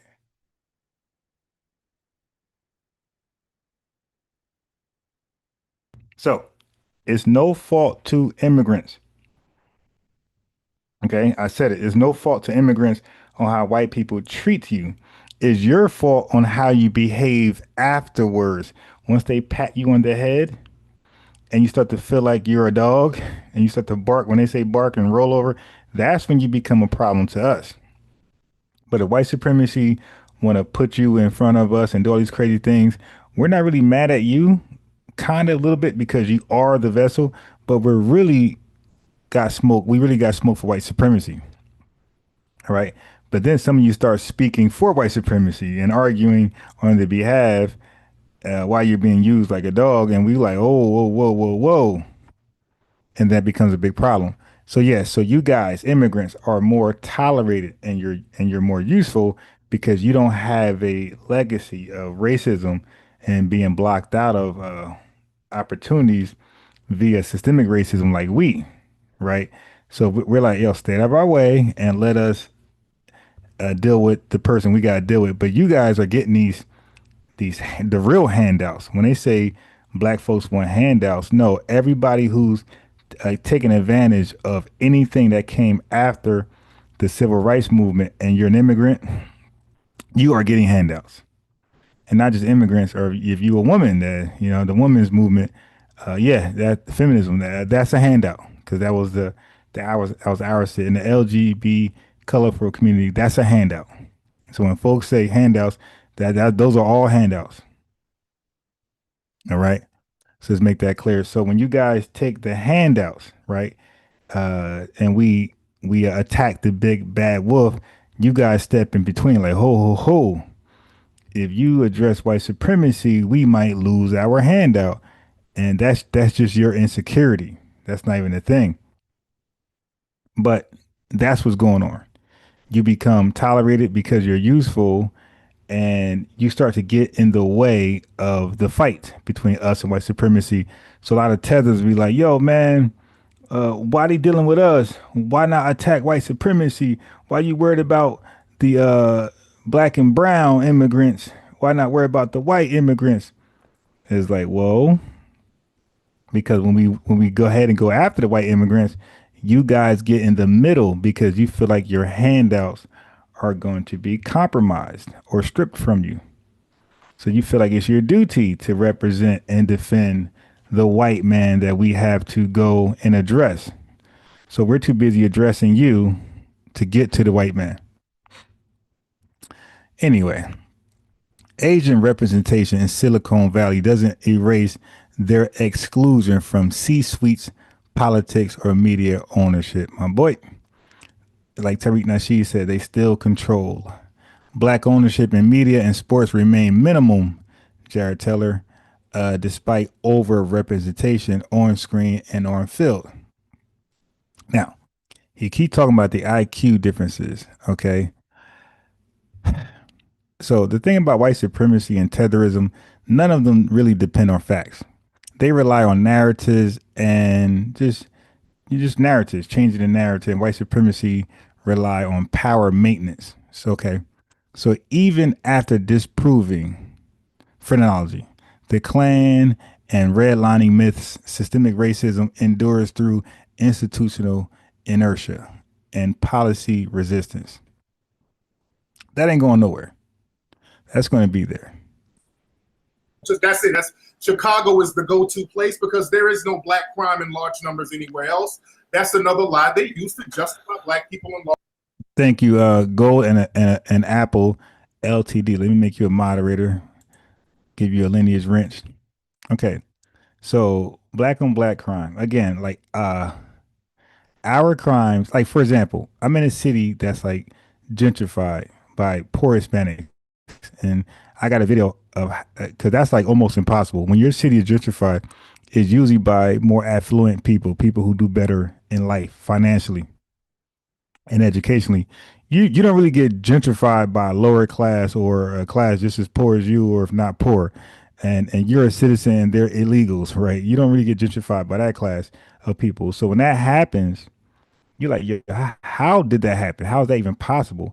So I got a video explaining that, and it's really just shows white supremacy hand and how these immigrants benefit from white supremacy, and therefore they will never align themselves with us. Small Shirley Chisholm, small Stokely Carmichaels, all of the small of those people will join us, but as a whole, they'll never join us because of the tangible benefits that they're receiving. And my research is just pointing to that. Like, there's no way they will ever be on some kumbaya shit in America. Maybe in their homeland. So if there's going to be any alliance, right, they got to do it from the homeland. Like it won't. It's not even beneficial for them to do it in America. Why would they try? America could just deport them, right? It's just too much power and white supremacy over here against them. So it just makes no sense for them to be team FBA as a whole or in masses. Because at the very end of the day, they could just be deported or filtered out where they can't come into the country. So it just don't make any sense. But our crime is being overrepresented, over policed. As I was pointing out, I'm in a major Hispanic city, and all they do is yield through stop signs. Nobody when they make a right, they just look left. Approaching the stop sign, they just look left. They don't even look right. You dig? So if I'm right there, or whoever's right there, they're running you over. This is the culture here. Like, so you can understand the traffic laws are not being respected. They're being bent and outright just disregarded. But where are the tickets? Where are the tickets? I should see hella people being pulled over. That's not the case. So what we mean by over police, we don't mean that there's too many police. We mean that, in our cases, we mean police presence. We're being over policed because there's a lot of police presence in black neighborhoods, but they're not solving crime unless it is something like traffic violations. So over here, there's police presence, but they're not making themselves known like they do in our cities. There's always post up somewhere to control traffic, speed limits. They make themselves known to discourage this or to be there to lock you up. But out here, yeah, the police presence is minimal. So that's why they're able to just have so many traffic violations out here. So that's what I mean by under policed. So Chicago, there's a lot of white Chicagos. There's a lot of Latino Chicagos all throughout the country. They're just not being over policed and held, accountable to their crimes, to their criminal offenses. That's what's going on. Police are in our cities being a great cop, right? Being RoboCop. But when they're in these Hispanic, these white communities, they're more like Denzel, that type of cop. Large numbers. Black crime rates are not high because black crime rates have always been the same. There's nothing unique about black crime rates. Isn't that right, Jared? You're wrong about that. No, black crime rates are very high, not just Chicago, in Baltimore, in Washington, in New York. No, but why are the black crime rates high, Jared? Oh, I think you know very well what the answer about that question is. Wait, so let me answer, because this debate is 7 years ago. As you can see, I answered that question 9 years ago. Watch this. So I was going to go to my Facebook wall and let you know who I am before you guys know me as Unbiased Ron, the tether killer, the white supremacist killer. So I answered that question here. I had shared a Facebook post to you guys, Facebook wall post. I'll share it here live. Okay. So this is, look, it says, Ron, we care about you and the memories you share here. We thought you would like to look back on this post from 9 years ago. So family, I'm not some Johnny come lately. I'm not some clout chaser. I'm not somebody who hop on the trend. Always been here, always was that. And I got stuff older than 9 years, going back 17 years ago. But listen, but white concerns, it says bookmark, but white concerns were muted. So white concerns were muted by race prejudice. The Negro was born a criminal. So they got to believe these stereotypes about us to not care about us. And that's what media does. And that's what the Jared Tellers and Charlie Kirk does. That's why they're so dangerous, because they'll talk about these fake stats, the IQ stats, all this bullshit that's white supremacy. And that's to make people feel a certain way about us. So when they hear something about us or something done to us that could hold a white person accountable or a white supremacist accountable, like Zimmerman, they kind of have numb feelings because, look, we are seen as born as a criminal. We're seen as born dumb. Our IQs aren't there. And a measured distance from the mayhem, the victims also were Negroes. So this is black on black crime.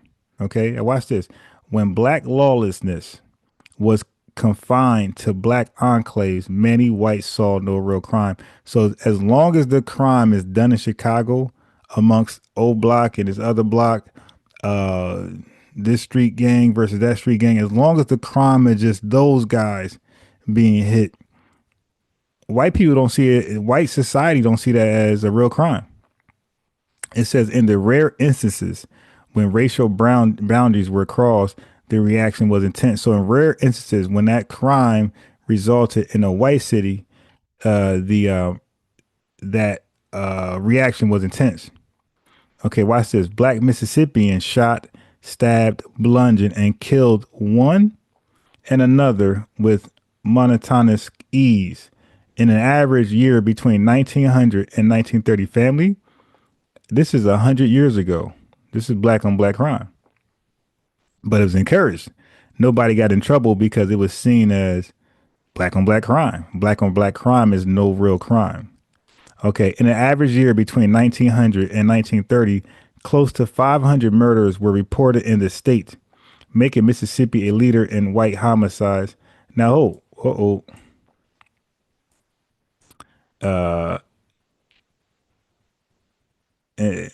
white homicides around 9 per 100,000 homicides. I can't read this damn thing. I hate this little, you guys can see it, but I can't. I got some black homicides. Okay, cool. I can see now. Okay. So it says black. The black is being blocked by something I cannot, or I can move it. Oh, wow. Okay. So about when it comes to white homicides, it was 9 per, this is your per capita, by the way, in the 1900s. So 9 per 100,000, and it was 33 per 100,000. And total homicides, 25, I guess. I don't know what that's going to say, but that's a cutoff. But the bottom line I want y'all to see, when I made this in my Facebook post 9 years ago, all right, was about, as long as it's happening to each other, black people, it's not seen as a real crime in white society. And that's why you can have over policing, but no homicides solved. A white supremacist was arguing that. Well, if it's over policing, then why the murder rates is so low? It's because it's over policed, but no crimes are being solved, especially murders, because they encourage it. This is the 1900s. Right? So I've been doing this for a long time. I'm not a Johnny come lately.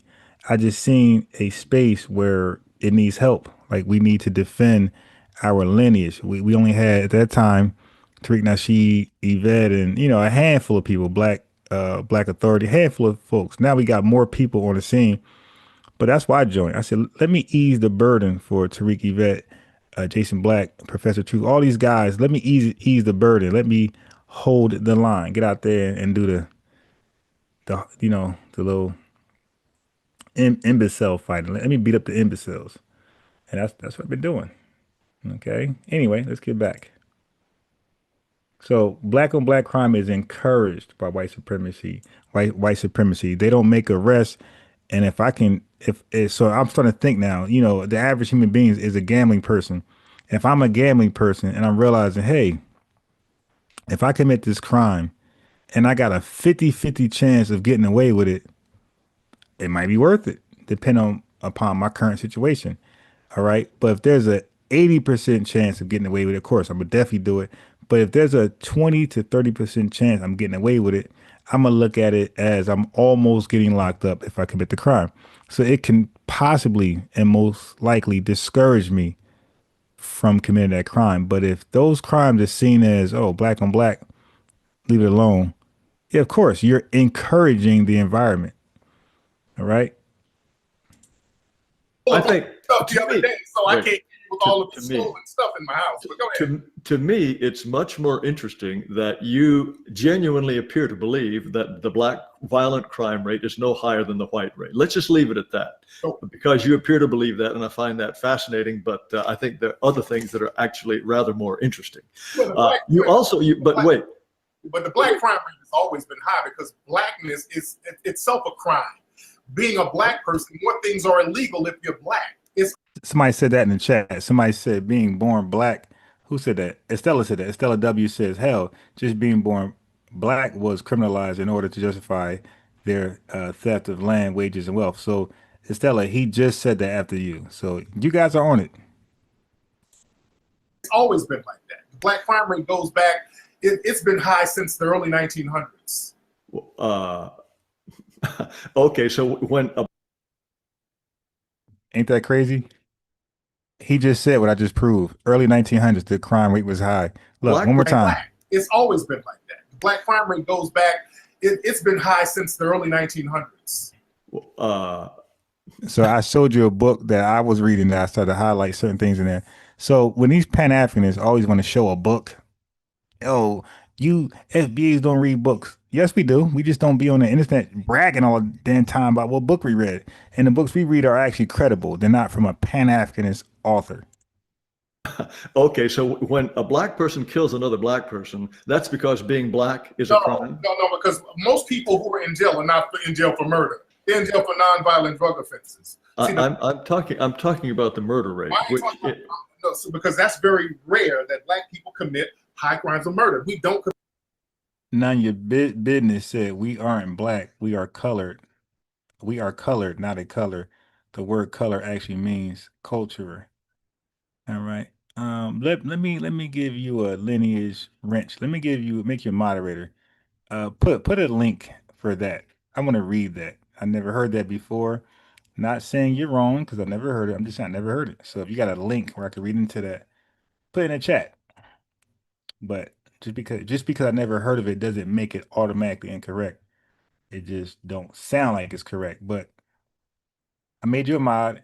Put the link in the chat. Let's look at that. But black isn't a color either, though. So let me just help you out a little bit. Black isn't a color specifically either. Commit murder like that. That is so therefore we can be black because black is not necessarily a color. Peppermint Patty, peace. I know some people think that, but black is not necessarily a color, so we can be black. People say, hey, I can't be black because black is a color, and we can't be colors because that's an adjective. We're nouns. Nouns can't be adjectives. Adjectives can't be nouns. I get all that. But guess what? Black is also a noun. And people are nouns. Now black is a noun. So then, therefore, black equates to noun. Black equates to people, and people equates to black because we're both nouns. We're not colors.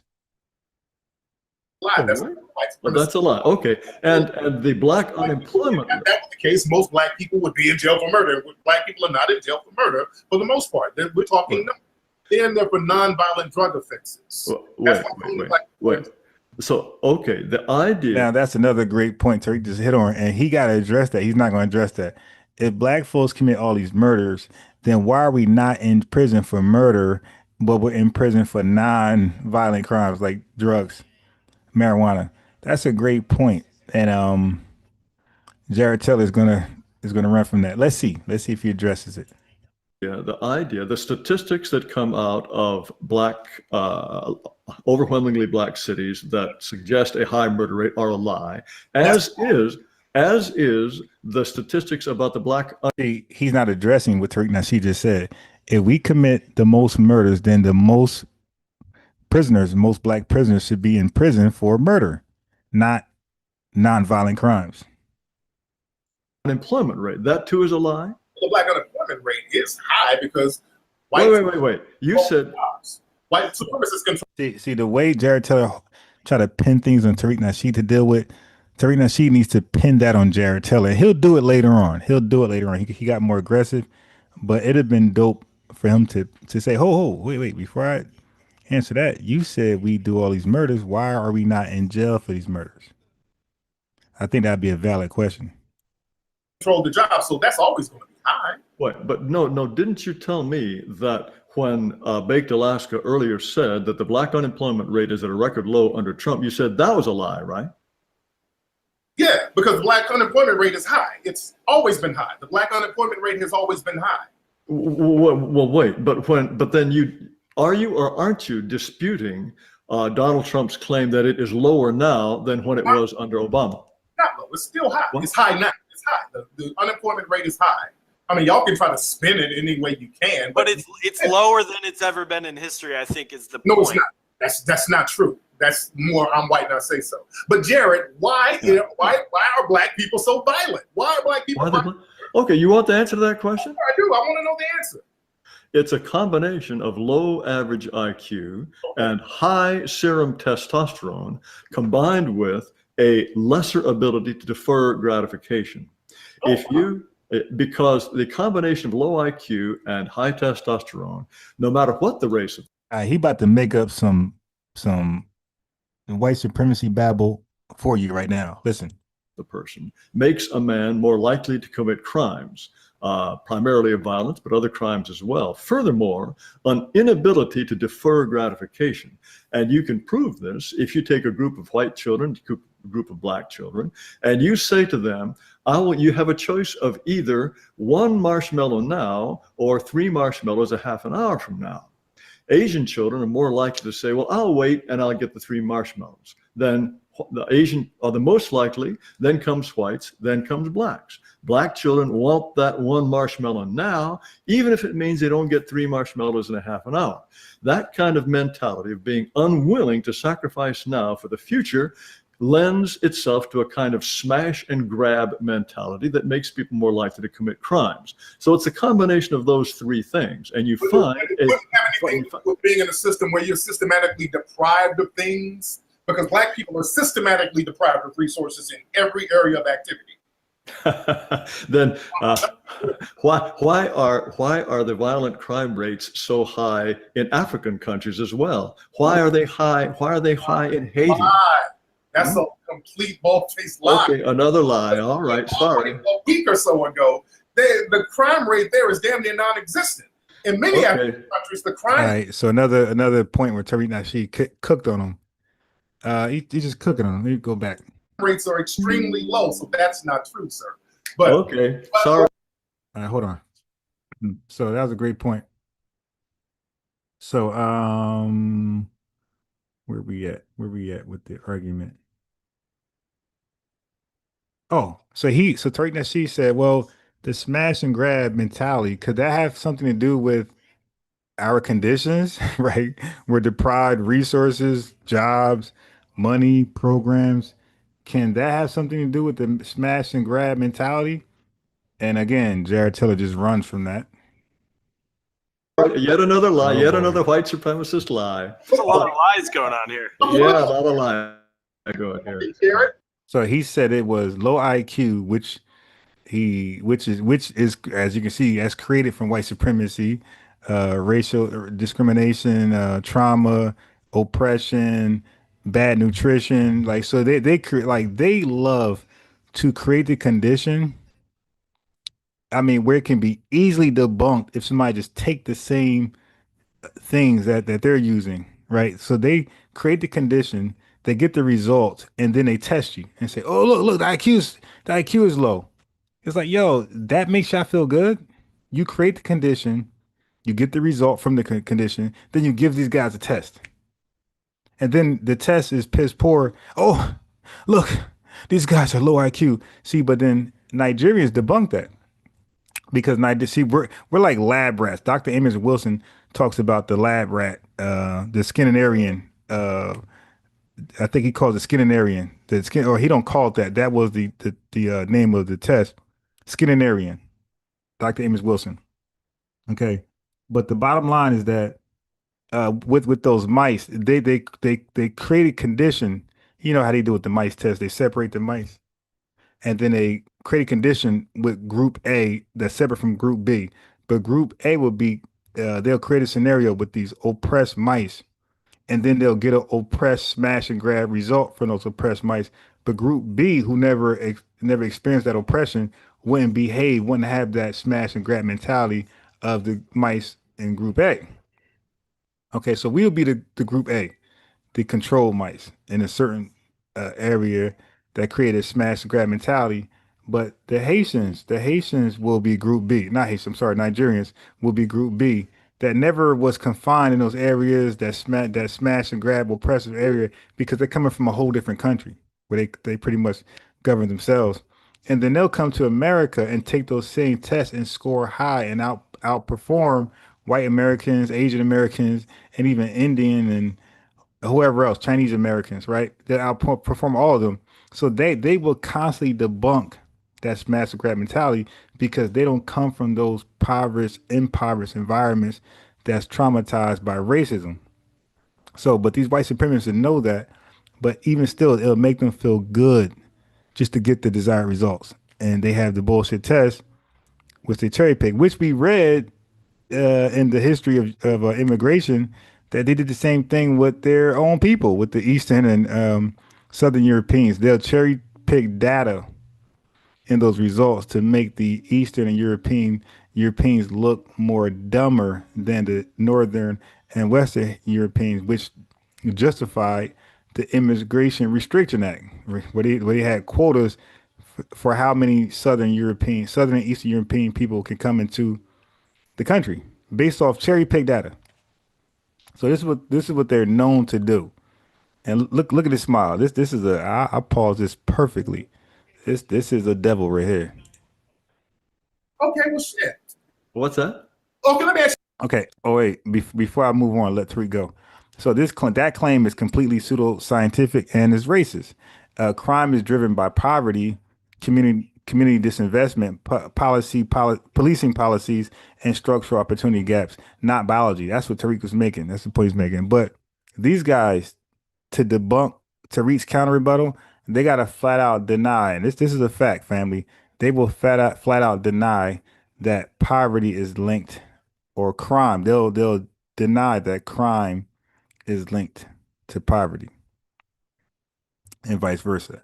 So rural white areas with poverty show high drug crime and suicide, disproving the testosterone myth, right? So all day long, this guy's getting cooked.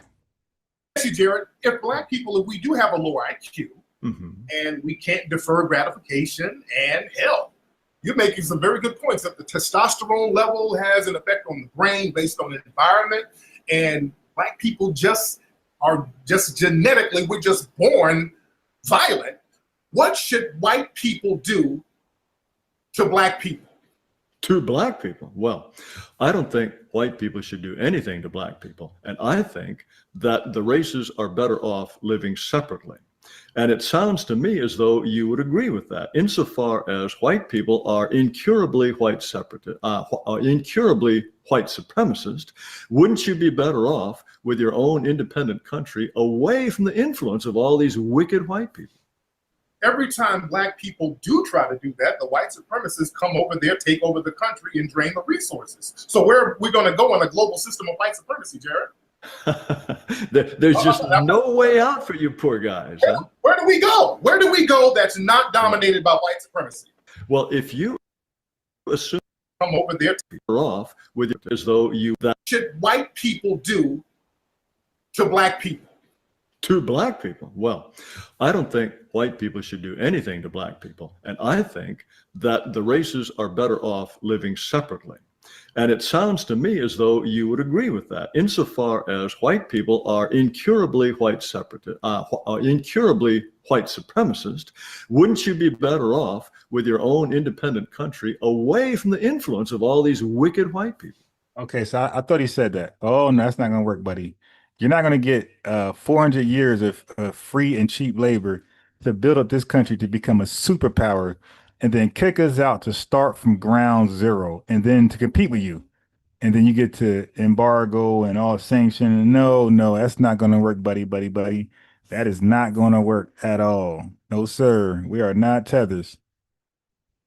Every time Black people do try to do that, the white supremacists come over there, take over the country, and drain the resources. So where are we going to go in a global system of white supremacy, Jared? There's just no way out for you poor guys. You see, where do we go? Where do we go that's not dominated by white? So Tariq Nasheed, like, he's gonna hold him later, but I wish he'd have held him early on these questions. But Tariq Nasheed did hold him to this one and a few questions going forward further. But he had other great questions earlier that he should have held Jared Taylor on to answer, and he let him off the hook a lot of times. But I get it, man. I get it. White supremacy. Well, if you assume that the entire world, including the North Pole and Antarctica, are dominated by white supremacy, then you're right. You're out of luck. But I'm asking a serious question. Where do black people go? If we're going to have an ethno-black state, an ethno-white state, where can black people go to where we will not be dominated by white supremacy? Where? Okay. If you then grant that it is theoretically possible for blacks to have a country of their own, whether it's in North America or in Africa or in Haiti, then the proper solution would be to find some kind of division within the United States. And so blacks should have their territory where they can There they go. Now watch this. Well, we had our little cities like Durham, North Carolina, Tulsa, Oklahoma. Homa, we had Rosewood, and you came in there and burnt it up. You guys just are obsessed with us, my boy. You're jealous. You won't let us be great. You're gonna come and terrorize. That's just gonna happen. Whatever it is their destiny is to be. But when believe me, when black people try to do that, the white supremacists destroy it, Jared. Wait. No. In the case of Liberia, white people were very happy for the Liberians to establish Liberia. Okay, now y'all know the Liberian thing. There's certain things that will never. I think I'm probably the best at, like the Marcus Garvey, the Liberian, ACS, all these points right here. Where you guys know, I know the top of my brain. I could be at the park pushing my son on the swings, and I could debate Liberia, Marcus Garvey, things like that. Okay, so let me just cut in real fast. The Liberian movement was a nothing burger. They were shipping out free blacks from the country because they didn't want them to inspire other enslaved people to become free blacks. Right now, you guys watch Django when they see a uppity black that was kind of rich, and how the plantation slaves looked at him like, wow, he's free, he's able to move around. Yeah, so that's how they seen free blacks, and a lot of them were successful and rich, and they were inspiring others. Turn that down. And they were inspiring others to do the same. You feel me? And then on top of that, they were rich and prosperous, but they had no rights that a white man was bound to respect. So obviously, with all this riches and freedom, that they are now going to look for what? Protection. They're going to look for rights, civil rights. Here, hold it. They're going to look for civil rights now. You feel me? That's a common sense burger. So they try to get them out of the country where they can just be left with just enslaved blacks, no free blacks in the country at all. So all those ACS, those white abolitionists, those Quakers, and those slave plantation owners, they were all in one. They were all team white supremacy. None of them wanted to give us rights, and they were rather just so-called deport us or force migrate us out of the country before they give us any civil rights. Okay, so yeah, so the whole Liberian thing, that was not out of the kindness of white people's heart. It was a white supremacist move. You missed me with that. They helped them go. They did their best to make it a success. It was the Liberians who ended up making it not work. And when Marcus Garvey wanted to send his people to Liberia, it was the Liberians who told him, no, we're not interested in you, Marcus. We have our own little place here. We don't want you coming to dominate us. There would have been plenty of white people who would have said, Marcus, take your... Hey, now that's a fact. Marcus Garvey, and that's what makes him... See, but again, like this guy, he's just talking. With me, it'll be education all day long. It's like, well, why would Marcus Garvey even plan such a thing without first talking to Liberian government and representatives? Why would he even plan such a trip and promise black folks something that cannot happen because he didn't speak to anybody from Liberia to make it happen? That's deception at its best. So that's a nothing burger. Boys, and go. Well, in Liberia, they just dropped off a bunch of people who had no connection with the land, and they didn't give them any resources. So that created a conflict. So you just can't drop off somewhere. They didn't have a connection with Liberia. You just drop people off who were born and raised here generation after generation and just drop them off into some random land and then say, okay, go at it. Of course, there's going to be conflict. If you take white Americans, there's going to be a conflict. No, I'm not talking about conflict. In fact, once the Liberians established themselves as top of the heap, there was a certain amount of conflict, but they established a country. And wait, what? And the white people were happy for them to go. The people of course they were happy to go. I already explained Liberia. The white dominated Liberia. They dominated the economy there. Well, and they still do dominate the economy over there.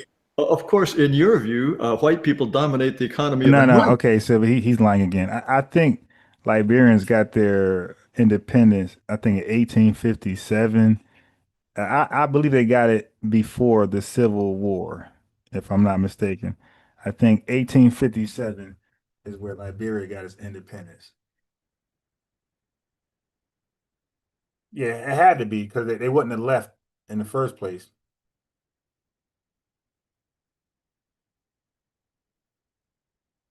Liberia Independence Day. Oh, 1847. I was 10 years earlier. I was 10 years later.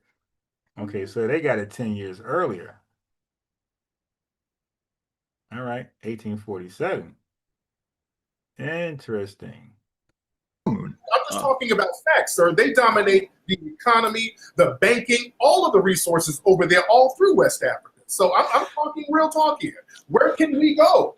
Where can well, if you believe, you must have. See, so Tariq Nasheed eventually took the momentum. He stole the momentum, and he started to cook them. Now Jared Taylor is now his back against the wall. Okay, he's struggling because he tried to say Liberia, Tariq Nasheed cooked them. He said Marcus Garvey, Tariq Nasheed cooked them. So now, like you said, there's no way out. Like he's stuck now. Like, damn. Can we talk about global white supremacy? Now Jared Taylor would rather talk about global white supremacy, which is a nothing burger. We don't care about global white supremacy. Our concern is national white supremacy, and that's it. A very, very high regard for white people. You must think white people are the cleverest, most accomplished manipulators in the history of the world. And of course they are. So now he's gaslighting. So you see, look at his behavior. His behavior is similar to a tether. So that tells you that tethers borrow from these folks because they're the originators. So now it goes to gaslighting. You see, so now they always talk about Tariq Nasheed. He jokes a lot, he clowns a lot. Not this debate. He was the serious person. Jared Taylor was the one facetious, cynical, sarcastic, and was unserious. Oh, so white supremacy must be the most clever, diabolical devils ever. Yes, that's exactly what we believe. White people are only about 15% of the population, and they dominate the world. They control everything. Where should black people go? Where should you allow black people? Don't you guys have like an entire continent called Africa? Yeah, sure. No. See, you see what I'm saying? You guys got an entire continent called Africa, brother. Nothing about me is African. Just like nothing about you is Italian or Irish or whatever else is out there. Armenian, dude, knock it off. Isn't that? No, that's dominated. He just told us. That's completely under the thumb of the white man. I mean, where are white people supposed to go? I think that's probably better. Europe. Europe. Go back to Europe. That's been flooded with refugees. It's not that flooded. But the refugees are going there because you took the resources out of Africa over there. So where are we going to go? See, I want a solution. This is why this is white supremacy. Yeah, the they religion. are the best deflectors. There's this because religion. It sounds good. It's like a smooth transition. Tethers are horrible. Let's practice white supremacy into perpetuity, and let's pass the collection plate around. Because now we're talking about. Is there such a thing as black supremacy? Is there Asian supremacy? Is it exclusive to white people? You cannot have two supremes. That's a contradiction of terms. If he cooked them that fast. I do have a question. You said that not. Solution. What should be done with black people? I do not want to dance around that. See, now finally Tariq Nasheed stuck to his guns. He let them guys Kai and Key and try to change it. Tariq keep coming back. No, what should be done? And they don't want to answer that question. He's not going to let them off the hook and let them go somewhere else. So I wish Tariq Nasheed would have done that with other great questions he had and other great rebuttals he had for Jared Taylor. This would have been over way sooner. But he's finally like calming down and sticking to his guns, and he's not letting Jared Taylor off the hook on this one. And Jared Taylor, he keeps trying to flee from this, but you're gonna see Tariq is not gonna let him out. Because I've told you. I think. Where? We talking logistics. See, we're throwing out these open-ended things that's basically rhetoric, but there are no real logistics behind it. Like, oh, just go back to Africa. That's rhetoric. No, where can we go? Seriously. Well, I don't have a particular part of the United States that I think should be set aside for Black people. But I think if we started talking about race in a serious way, we would recognize that Blacks and whites have tried to live together for 400 years, and it's not working out. So if this were a matter, it would be. You are empowered. Please let me finish. I just want an answer. I don't want to filibuster now because I really want a real answer.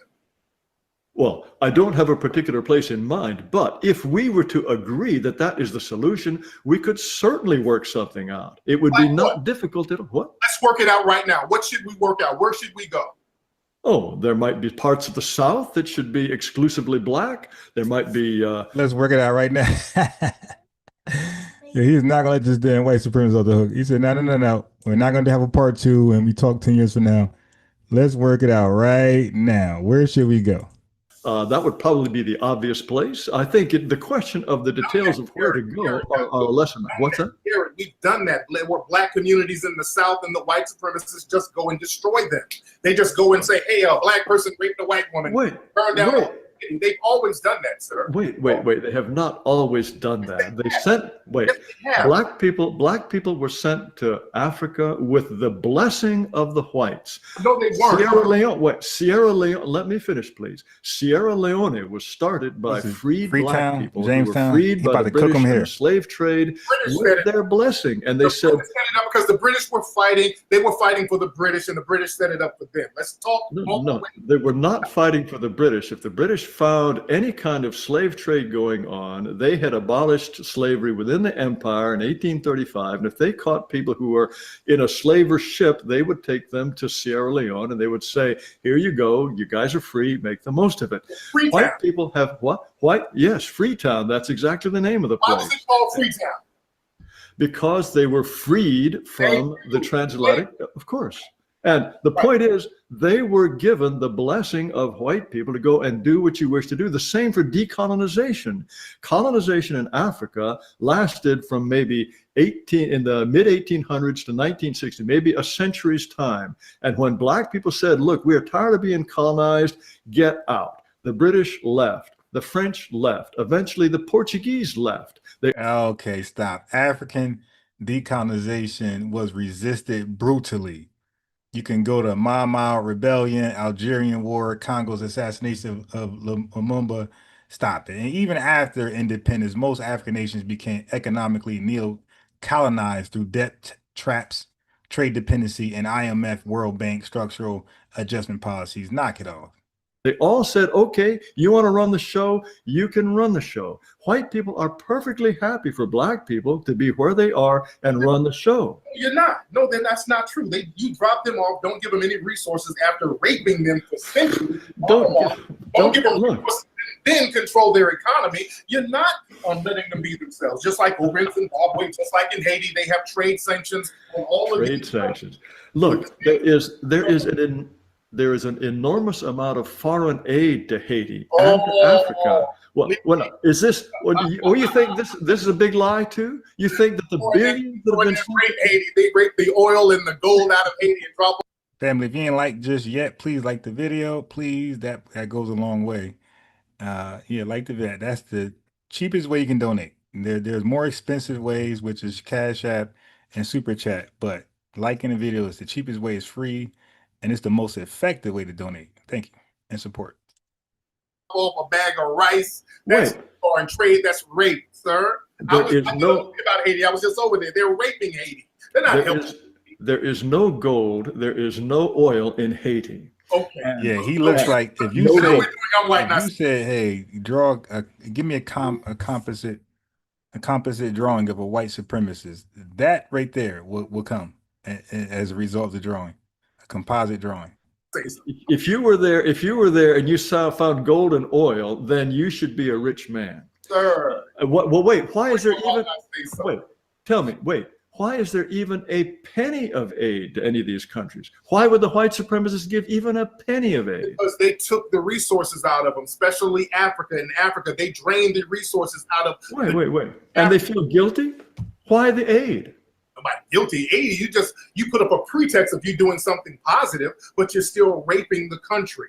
But why would they even bother to pretend they're doing something good? You take the resources and go in, you send the missionaries in and say, hey, look, I'm your friend, I'm bringing food. And the missionaries and the military, they always work hand in hand. You send them the missionaries first, and then once you get a foothold in there, here comes the military, taking the gold, the silver, the cobalt, the diamonds, and everything else. You will not allow Black folks to have an ethno-Black state because we're in a global system of white supremacy, sir. So it's just circular rhetoric, Mr. Taylor, sir. Wait. No, so you're practicing the religion of white supremacy. It's the open-ended white supremacy, sir. What's the solution to this open-ended white supremacy? What's the solution? If I knew the solution, I would be putting it on billboards right now. Black people have not figured out how to not be dominated by white supremacy. The problem is, you know what? Unfortunately, a lot of Black folks don't even realize we're in a global system of white. Hey, Ghost Rider back in the super chat again with more lineage love. He says the dream team for reparation talks in front of U.S. Congress will be Tariq Nasheed, Dr. Claude Anderson, Dr. Randy Shorts, and Dr. T. Hassan Johnson. My fault. Sounds like powerful people there. That smile is saying you're right. Right. Visible to all users. Let me make you a moderator, give you a lineage rinse. And yo, all you guys that's getting your lineage rinse, go ahead and like the video, right? But I keep telling everybody like the video. As you see, when you like the video, more folks of our lineage pulls up. We rarely get an influx of tethers of white supremacists here. Like when we like the video, we usually attract like-minded people, and you would think that you would encourage that. Well, to encourage that is to like the video. That's the sad thing. That's I kind of realize it, but I'm in the minority here, and this is why the white supremacists are so powerful. Okay, now you realize white people are probably only 15% of the population of the world. No, they're less than that. You're 8% of the population of the world. Okay, 8%. That's fine. And yet, this 8% manages to dominate the entire globe. Yes. How come? Because the white supremacists were smart enough to use deception in a way that has never been used before. Black people across the planet, they've been used to this honor system with dealing with each other, and they have not realized that because most people, well, not most, the whole planet was Black at one point. If we really? It was. North America, South America? Yes, absolutely. Look at the old Mexico. So that's what he wants to argue. You see, when Tariq Nasheed brings up like some global stuff, Jared Taylor, he wants to argue that because that's a nothing burger. But I don't want to go there. I want to stick to America. Statues down. Let me have just done a set of DNA tests on. They're going somewhere else. Them Black, but today's Egyptians have. They went to Egyptians. Is it stay in America? These were Black African. Stay in America. Yaqub, did Yaqub cook them up? I look at it from a scientific standpoint. The white supremacists came out during the Warmian Ice Age. This is when the people who are classified as white now were depigmented because they were in the Warmian Ice Age and they lost the melanin being stuck in the ice, and the nose became alkaline, the lips became thinner. But you know, when you talk about Liberia, like I said, that's Cook City, and that's why I be cooking on Pan-Africanists as well, because they don't know much about Liberia and Pan-Africanism back then. Most of them don't, or the ones I talk to, and the ones that run their mouth online don't. But the ACS, the American Colonization Society, sent formerly enslaved blacks to Liberia with no land. Okay, these were free blacks. No infrastructure. They went there with no land, no infrastructure, and conflict with the native groups. They just dropped them off, like Tariq Nasheed said, and the natives were looking like, who you? Okay, so Liberia was a proxy colony meant to get rid of us, freedmen, not empower them. It wasn't to empower them. Okay, it's to get rid of them, as I explained earlier. So U.S. refused to recognize Liberia as an equal republic for decades. That's why they got the independence in 1847. Alkaline, huh? Longer to protect the neck because of the heat thing. So there's a scientific reason for it. Not to say anybody's inferior or superior. There's scientific adaptations to the body that causes people to become depleted. So that's what. Okay, so there were black people everywhere, but white people. Now, then, where did white people appear from? Came from Europe. They came out of Europe during the warming and ice. After the warming and ice, so white skin people fairly. Even scientists say this. White skinned people. The story came out today in a European publication saying that white skinned people really is about 6,000 to 8,000 years old, relatively new. Well, that could very well be. But so the point is, all of the people up until 6,000 years ago were basically black people. Yeah, and then this tiny number of whites appeared, but they were so clever, so diabolical that they now dominate the world. The white supremacists were the ones who came down and intermixed with other people. They had to come up with a system of white supremacy in order to survive because they realized something. And really, white supremacy really started dominating 500 years ago. Because remember, when you guys were going through the Dark Ages in Europe, it was actually black people called the Moors who came in there and brought in civilization and ushered in the Renaissance era to save the Europeans from dying. You almost died out because of the plague. So it was the Moors who came in there and ushered in a new era. That's why they have a saying, thank heaven for 7-Eleven. That's because the Moors came in 7-Eleven. So the Moors helped create universities and all types of things there. But when they got the Moors out, this is when white supremacy started happening. So there's a great correlation between the Moors and white supremacy. Okay, so until the Moors came, now the Moors came all the way up to Poitiers in France in 732, and they were beaten back there. They were stuck there. But hold on. But until they showed up, there was nothing on the order of a civilization, nothing like a university, and without them, there wouldn't have been any of that stuff. The Romans, for example, or the Greeks, for example, they were just penny ante folks who just didn't have any kind of civilization. Right? There was the fall of Rome.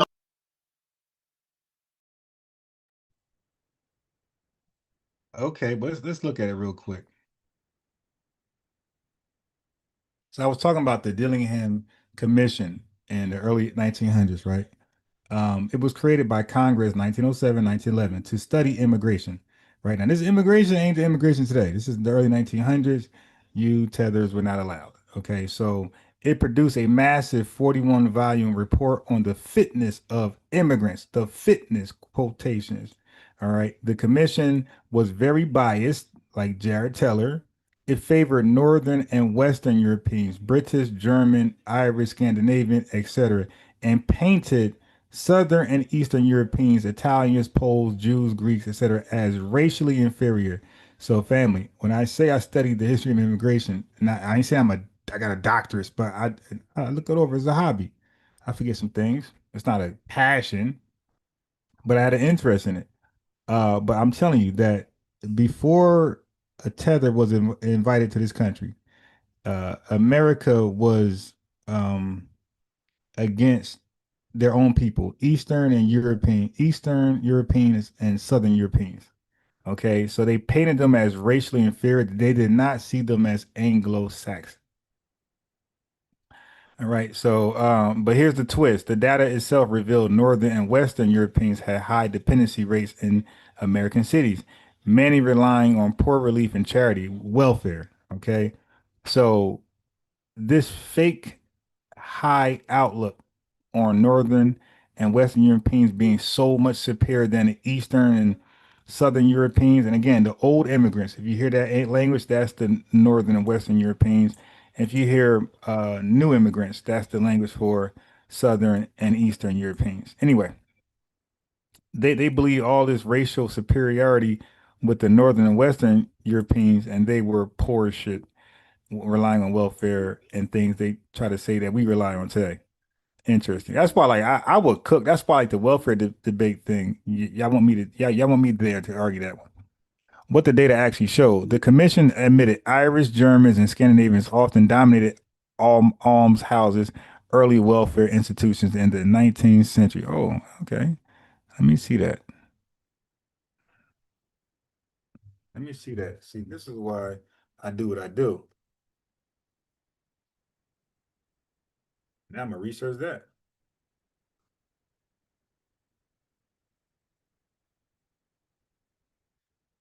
Almshouse. Almshouse. A house built originally by a charitable person or organization for people to live in. So this is the Section 8 houses before Section 8. Yo, I'm gonna cook these tethers, man, and these white supremacists. All right, anyway. So the research showed that the Northern and Western Europeans, the Anglo-Saxons, they dominated the almshouses, early welfare institutions in the 19th century, not the inferior, quote unquote, Southern and Eastern Europeans. Irish immigrants in particular were overrepresented in poorhouses and orphanages due to famine, migration, and urban poverty. Many German and Scandinavian immigrants also sought poor relief as they adjusted to American life. So the stereotype of welfare dependence actually started with European immigrants, not foundational Black Americans. Okay, so watch this. The hypocrisy in racial narratives. Racists today push the false idea that foundational Black Americans are uniquely dependent on welfare, but the Dillingham data and later 20th century records prove that whites were the majority on welfare for most of U.S. history. I told you, fam, I said this at the beginning of the year. I said nobody been on welfare more than white people in this country, simply because they were the majority population. In fact, the New Deal, 1930s, and the GI Bill, 1940s and 50s, disproportionately funneled welfare benefits, housing, education, unemployment insurance to white families. Foundational Black Americans were often excluded through local discrimination, redlining, segregated schools, and job restrictions. So why the hell are tethers of all backgrounds tethering on to things that were programs and monies that was set aside for us? So whites built their middle class on government support, while today the descendants of those same groups call Black Americans the welfare race. Told you, man. Like y'all need the right people debating why this matters for your argument. Okay. The Dillingham Commission proves immigrant dependency was normalized and widespread among Europeans, but never racialized against them. When foundational Black Americans gained access to welfare, mainly after the civil rights movement in the 1960s, family welfare had been around here for a long time. We didn't get it until legal discrimination was illegal, 1968. Now, that's why I say, family, stop taking on the conservative narrative that welfare is so terrible. Me and the Holy FBA Codex went on here and explained to y'all, stop going with the narrative that welfare broke up families. No, the hell it didn't. Because why these families ain't break up? Okay. Once we were able to gain access to something that they always had for hundreds of years, now all of a sudden welfare is stigmatized and racialized as no good. A handout is for losers. Family, don't buy into that. Welfare is for needy, poor people. If you have nothing, you're on rock bottom, you need welfare. Go get welfare. Now to stay on it, no. Hey, don't do that. The goal is to use welfare as a stepping stone to be great. You're not supposed to sit there your whole entire life. Unless you need it, like unless again, you're dealing with something handicap or some people need it long term. You feel me? But other folks, stepping stone, and then move on. Okay, so that's not an accident that they did it like that. It's political propaganda to demonize Black progress. So any progress that can head our way, they're gonna demonize it. I talked about that with Soul City, but the Dillingham Commission itself shows that Northern and Western Europeans, the same groups as many races descend from today, were heavy users of welfare in U.S. cities. Welfare only became a Black issue once Black Americans got access to it in the 1960s. Now, all of a sudden, the welfare queen, welfare is just for lazy people. All right. Before then, it was just seen as the government helping hardworking white immigrants. So we're going to call anyone the welfare race. His history points straight back to Europeans and not the foundational Black Americans. I just want to get that off real quick. Well, maybe they were all Black to begin with. No. When the Romans were a fixed mulatto race, just like the Greeks. They were a fixed mulatto race. Well, this is why Greeks and Italians, they weren't considered white until fairly recently. There's a reason why. Wait. And Napoleon had a saying, Africa starts in Rome. So that meant that those are really mulatto people. So we're going to talk to them. We have statues of Greeks and Romans. They don't look the least bit mulatto to me. Am I cross-eyed, or what's my problem? Those statues are built in the 1800s. You have statues at museums that don't have a scratch in them. That's supposed to be 2,000 years old. That's ridiculous. Those are. Yeah, this dude Jared Taylor is really too stupid to debate people who know history. Like, really, like this is embarrassing at this point. Those are forgeries. Many of them forgeries. Oh, so the white supremacists came up with these forgeries to convince themselves that the Greeks and Romans were white? Absolutely. I didn't say that. No. Didn't say that. Okay. Why? Now, you see he's not correcting Tariq and saying that's a lie. A, B, and C. Again, what he does is when he's caught with no rebuttal, he'll say, oh, okay, so white supremacists just want to do A, B, and C. That's for his audience. Okay, that's for his audience. Why were they? Who forged them and why?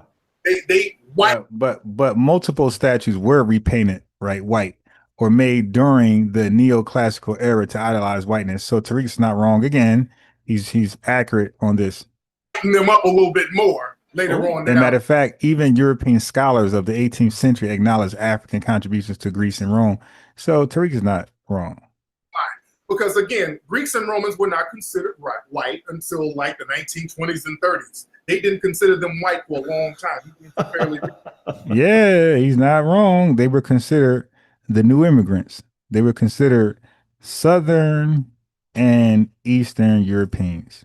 We read it for ourselves with the history, the United States history of immigration. That's why I like to share my screen and read with you guys.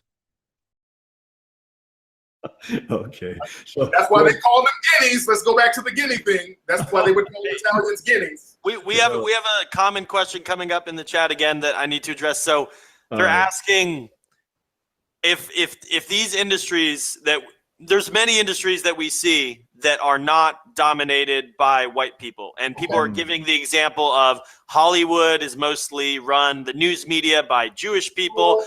Oh boy. When they can't win, they want to deflect and have you debate somebody else, attack somebody else. And that's what the tethers do. The tethers say, hey man, FBA, you got me. But what about the white supremacists, right? Like that's their Jewish deflection. What about white supremacy? You don't see nothing about them and white supremacy when they're being cooked. They like to say, well, look at the Jews. No, hold your own. So one more time, let's as Tariq is kicking this dude butt left and right, let's play and rejoice the coldest leader song. Reparations are lineage based, not your image erased. No different than carrot comes, so you could keep your African and run somewhere else with your marathon. Laugh now, cry later, cause we gonna laugh when you cry together. Alligator, Alcatraz. There's no soul leader. The code is the leader. There's no soul leader. The code is the leader. Subscribe to FBA News and Updates. Yeah. Subscribe to FBA News and Updates. Yeah. I heard tethers flock together. So if you want with a rock, then they'll drop together. Why cosplay? Accept your own and be yourself. When you're left alone, you can feed yourself. There's no soul leader. The code is the leader. There's no soul leader. The code is the leader. There's no soul leader. We gatekeeping the culture. From these gate-seeking vultures. Got the color, so someone gotta hold the line. And somebody gotta hold the signs. No coons, no tethers, no room for white supremacists. We fight, we got it. Mayweather, Mike Tyson. We fight, they take flight. They got Spirit, Delta, US Airlines, messed up hairlines. Alligator, Alcatraz. There's no soul leader. Code is the leader. There's no soul leader. Say it with me, family. There's no soul leader. There's no soul leader. There's no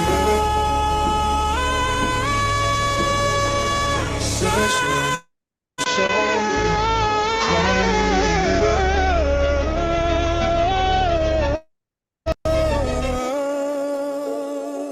Make sure to like and subscribe.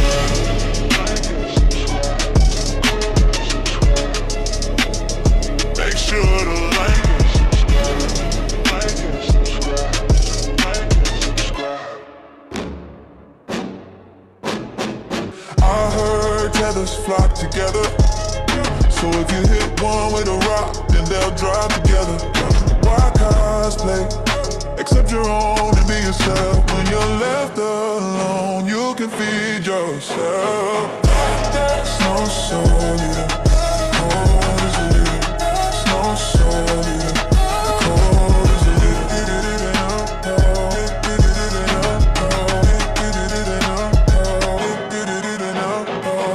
no soul leader. Cold is the leader. There's no soul leader. Cold is the leader. There's no soul leader. Cold is the leader. There's no soul leader. Say it with me, family.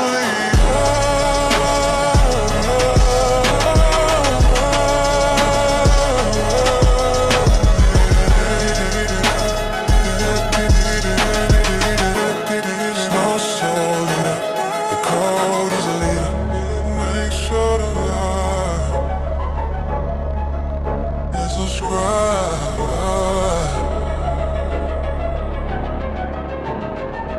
Subscribe. FBA News and Updates. Subscribe. FBA News and Updates. All right, so now I gotta play. So that's the Coast Leader intro song, and with that, I have to play before I continue the debate with Tariq Nasheed. I gotta play the national anthem, the FBA national anthem. All right, family, it's only 2 minutes long. Then we're right back at the debate.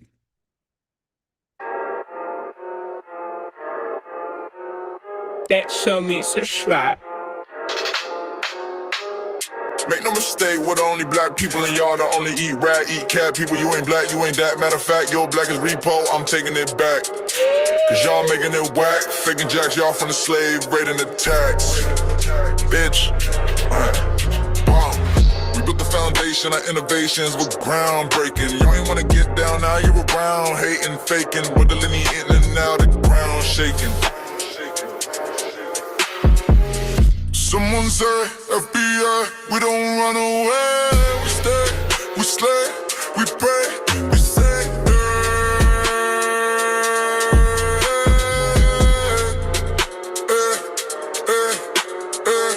Someone say, FBI, we don't run away.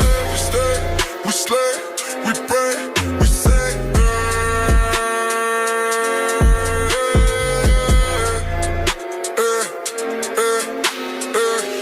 Make no mistake, we're the only black people and y'all the only eat rat, eat cat people. You ain't black, you ain't that. Matter of fact, your black is repo, I'm taking it back. Cause y'all making it whack, faking jacks, y'all from the slave, raiding the tax. Breaks, pause, pause. We built the foundation, our innovations were groundbreaking. Y'all ain't wanna get down, now you around, hating, faking, with the linear eating, now the ground shaking. Someone say, FBA, we don't run away. We stay, we slay, we pray, we say,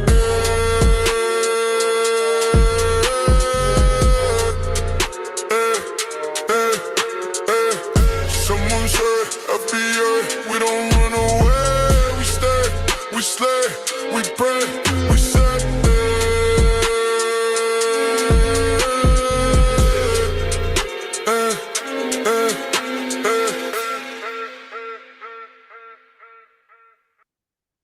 Responding to emails takes time, but not with Grammarly. In a few clicks, Grammarly's talking about the NBA, you know, is mostly African American players and things like that. So how can you say that everything is white dominated when we see some industries like Hollywood or the NBA that are clearly not white dominated? They are, because the people you saying that's Jewish, they're still white. Religion and race are two different things. So, well, no, there is racially Jewish, like Ashkenazi is a still white, still classified as white. Well, so what all is classified as white? Because earlier you were saying, oh, the Irish might not be white, you know, other people, but you think the Jews are white? There are white Jews. There are white Jews. Not the Jews are white. There are white Jews. Jew is a religion. You got jet black Jews. Well, there's also a racial factor to it, right? No, there's no racial factor. So why, when you do a 23andMe, why do you get Ashkenazi Jew? Why does that come up in I don't know what that is. I don't know what the DNA thing is, but I want to know why. Well, I'm telling you that it does come up. Well, why do they classify themselves as white? The Ashkenazi Jews. Why do they classify themselves as white? I don't know. That I'm not Jewish. I don't really know the answer to that question. But the point is, no, ain't no point. He got you there. And by the way, the 23andMe, it does also classify them as European white. So he's lying there. He's telling a half truth. I looked that up recently. You feel me? And thanks for the super chat, Jake. Time. Okay. He said, "We stay, we pray." That's a fact. Yeah, I might have to play that again. You like that one? Okay. So before we leave, I'm gonna throw both songs back in there. Thanks for the lineage love, Jake. I really appreciate it. But he's lying. The 23andMe, it's really confusing, and even like Jewish people are confused. Like the Shapiros, they're confused on how they can be Jewish, Semitic, and also European. It's very confusing. It really is. I recently looked this stuff up with my boy, ex-architect, and it's confusing. So they can be both. So far, they're both, right? They're Jewish and they're white. So you can call them white and you're not wrong. You can call them Jewish and you're not wrong. You're not being anti-Semitic. The point is there are different industries that are not dominated I want to get on that whites. white thing because they're Jewish people who are white. You have Jewish people who practice white supremacy too. Like in Israel. You go to Israel and yeah, so they try to run off that point. He tried to be slick. Then why do they call themselves white? I don't know. Let me go back to that. It's black Ashkenazi Jews. 23andMe, other people, but you think that Jews are white? White. Well, so what all is classified as white? Because earlier you were saying, oh, the Irish might not be white, other people, but you think that Jews are white? There are white Jews. There are white Jews. Not the Jews are white. There are white Jews. Jew is a religion. You got jet black Jews. Well, there's also a racial factor to it, right? No, there's no racial factor. So why, when you do a 23andMe, why do you get Ashkenazi Jew? Why does that come up in your? Know what that is. I don't know what the DNA thing is, but I want to know why. Well, I'm telling you that it does come up. Well, why do they classify themselves as white? The Ashkenazi Jews. Why do they classify themselves as white? I don't know. That I'm not Jewish. I don't really know the answer to that question. But the point is there are different industries that are not dominated. I want to get on that whites white thing because they're Jewish people who are white. You have Jewish people who practice white supremacy too. Like in Israel, you go to Israel and there's black Jews who are being discriminated against by the white Jews. So is there white supremacy going on in Israel? Yes, because they're trying to kick out a lot of African Jews. Look, there's white supremacy everywhere in the world. We were told that white supremacy dominates the planet.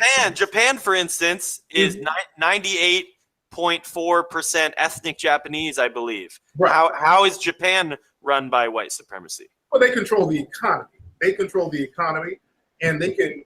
But there's no white people there. How could they control the economy if they're not even there? Well, white people in many African countries, and they control the economy. You control directly and indirectly. Just like Haiti, they got trade sanctions on Haiti. There are no white people in Haiti, but they control the economy. Yeah. So again, that was another bad example by Japan, because I think their army is the United States Army in Japan. Family. Let me look it up real fast. You know how I do. I like to say something and look it up together so I don't miseducate anybody or misinform you to say something that I said and it was wrong.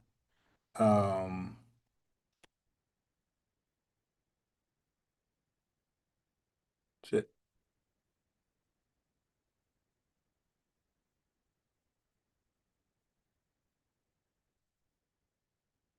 Okay, here we go.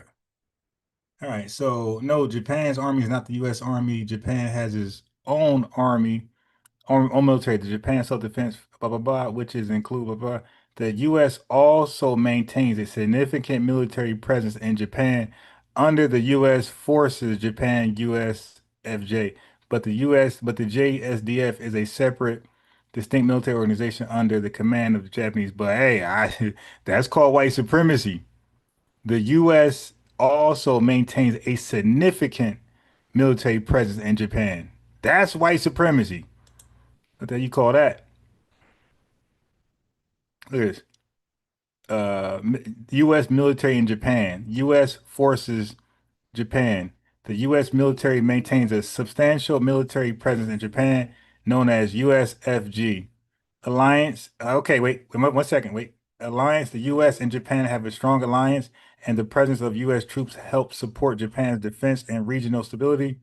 Joint operations. The U.S. FJ is currently upgrading to a joint force headquarters to improve its ability to operate the Japan's own military forces. I don't know what you call that. I'll call that white supremacy running Japan. That's your military. Oh, run that back, Turbo. Supremacy. Well, they control the economy. The world. We were told that white supremacy dominates the planet. Japan, for instance, is 98.4% ethnic Japanese, I believe. Right. How is Japan run by white supremacy? Well, they control the economy. They control the economy, and they can. But there's no white people there. How could they control the economy if they're not even there? Well, white people in many African countries, and they control the economy. You control directly and indirectly. Just like Haiti, they got trade sanctions on Haiti. There are no white people in Haiti, but they control the economy. That's how white supremacy runs. I mean, it sounds like black people are pretty weak if they can't control their own countries. Ding, ding, ding, ding, ding. I agree. We are very weak. Oh, we're agreeing. Okay. Collectively, we haven't figured out that we're in a global system of white supremacy. I'm one of the few people who have figured this shit out. I'm sorry with my language. And so we've been in a weakened state for a long time. We are. So what is your best solution? I know you said you haven't figured it out, but if you come up with something, what you would do? What? I would execute the solution. I would tell people. You would execute white people? What? You said execute. What? Who are you executing? Okay, I execute the solution. Oh, okay. Do the solution. I would do the solution. Right, yeah, I would do the solution. I would do the action, whatever it takes to educate people. Oh, let's watch the word. Okay, go on.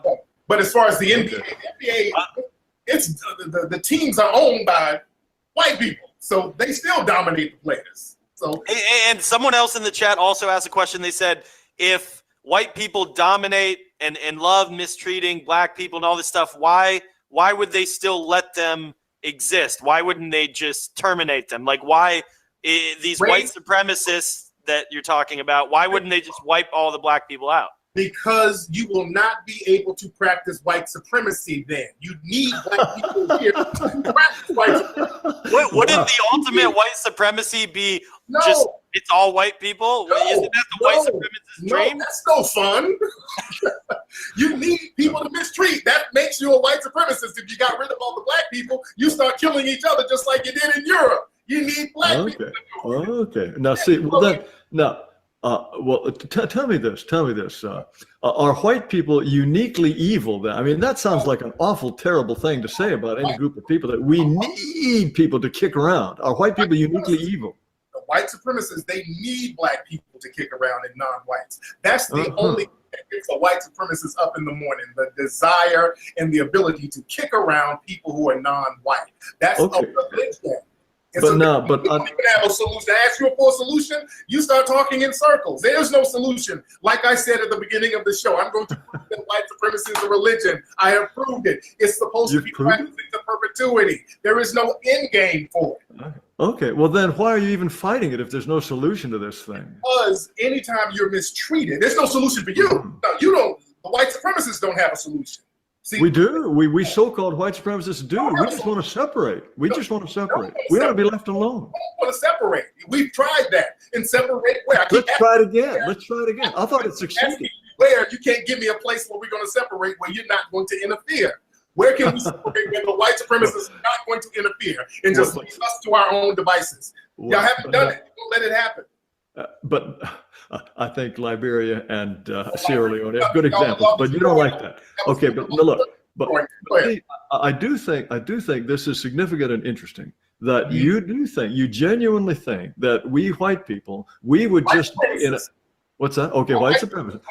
But you're not sure how many of us really are white supremacists, but there are enough of us to run the world. Yes. We run the world. We may be a minority, but we white supremacists are so smart and so clever and so diabolical, we run the world. Yes. Now the people, okay, so these very, very powerful, important people in the world, they need to have black people around to kick around. Is that right? That's what they live on.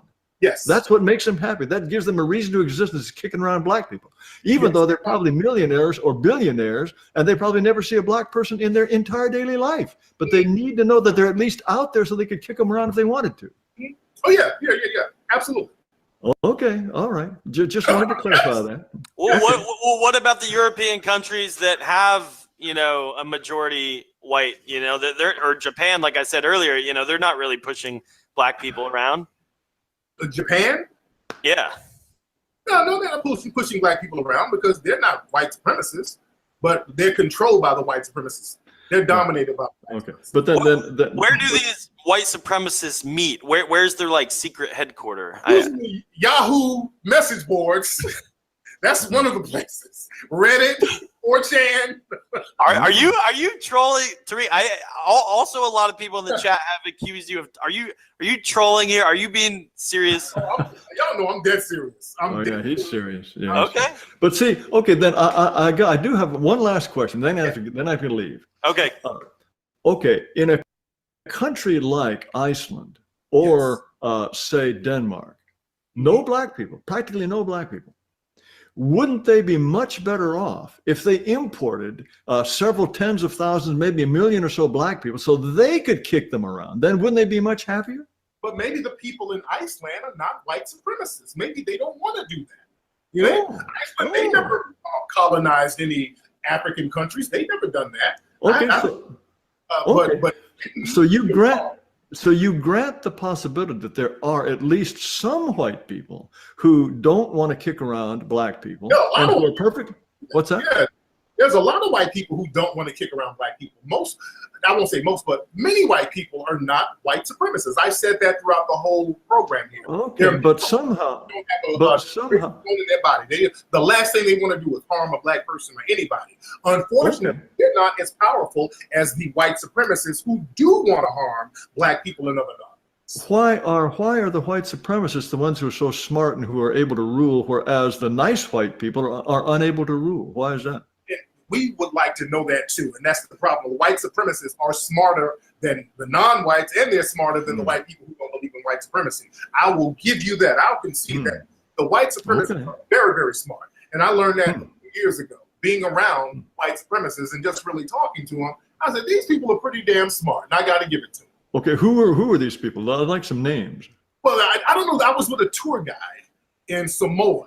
It was a white dude, and I was talking to him, and I realized he was a white supremacist based on some of the little coded words he was saying about the local people. But he was very smart, and it really dawned on me how smart white supremacists are and how they get their hooks into certain societies. Because he went to Samoa, and he had sex with a lot of the women there and had different children so he could own land. And I'm like, that's some smart shit. These white supremacists figure out all types of diabolical ways to get stuff. And that just really dawned on me how smart they were.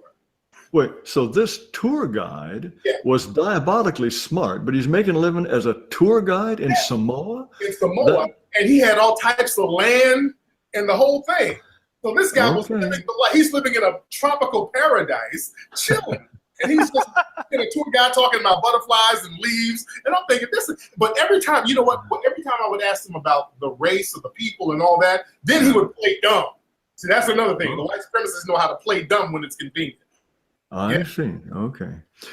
Well, back to Alaska. It's about 8:30 now. All right. So right. Why don't we have Jared go ahead and give your closing statement, and then how you think this went. I think you guys agree maybe on something. I mean, Tariq, would you call yourself like a black nationalist? No, not a black nationalist. Not black. I'm a victim of white supremacy.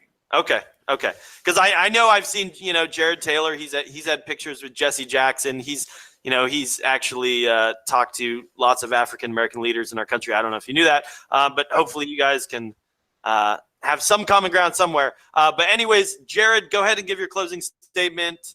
and then you can go ahead and pop off, and then we'll do a little with Tariq. Well, no, I just find it fascinating and very edifying to learn that people like me apparently rule the world, and that Tariq Nasheed has such a high opinion of whites that he believes that this tiny, tiny handful of folks have managed to dominate and rule the world for their own gain and for their own advantage. On the other hand, I'm still a little bit baffled by the idea that these people who are so smart and so powerful that they can run the world, nevertheless, their purpose for existence is kicking around black people. That I find a little bit difficult to believe, but if that's the case, then I suspect they're a bunch of real twisted and perverted folks. And I wouldn't suspect that people that twisted and perverted are that smart so that they can dominate the world by just their tiny, tiny numbers. Also, I still don't understand why it is that although white supremacy presumably depends on the notion that blacks are less intelligent than whites, anybody who actually talks about this gets cast into outer darkness. This, to me, is yet again one of these weird inconsistencies about America as a white supremacist country. But I'm very pleased and gratified that we got Mr. Nasheed to put his views on the record in such a clear and uncompromising way. And it's been a pleasure to talk to both of you. And I'm sorry that I can't stay longer, but I wish you a very pleasant and productive evening. Thank you so much. All right. Thank you very much. Have a good night. Good night. All right. Let me do my closing. I got to get out here and get with the Yep. So, first of all, did you enjoy your time on the Bake Alaska show? I know me and you have had a history back and forth on Twitter, but I am now suspended from Twitter. So the secret white supremacists, are banning people like me and Jared Taylor from Twitter. Wouldn't we get to stay on if white supremacy is in charge of all these companies?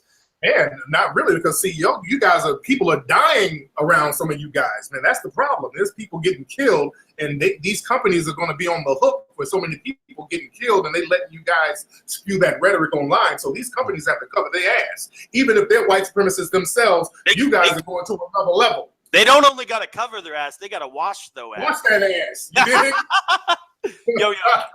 Can you say people have been requesting in the chat?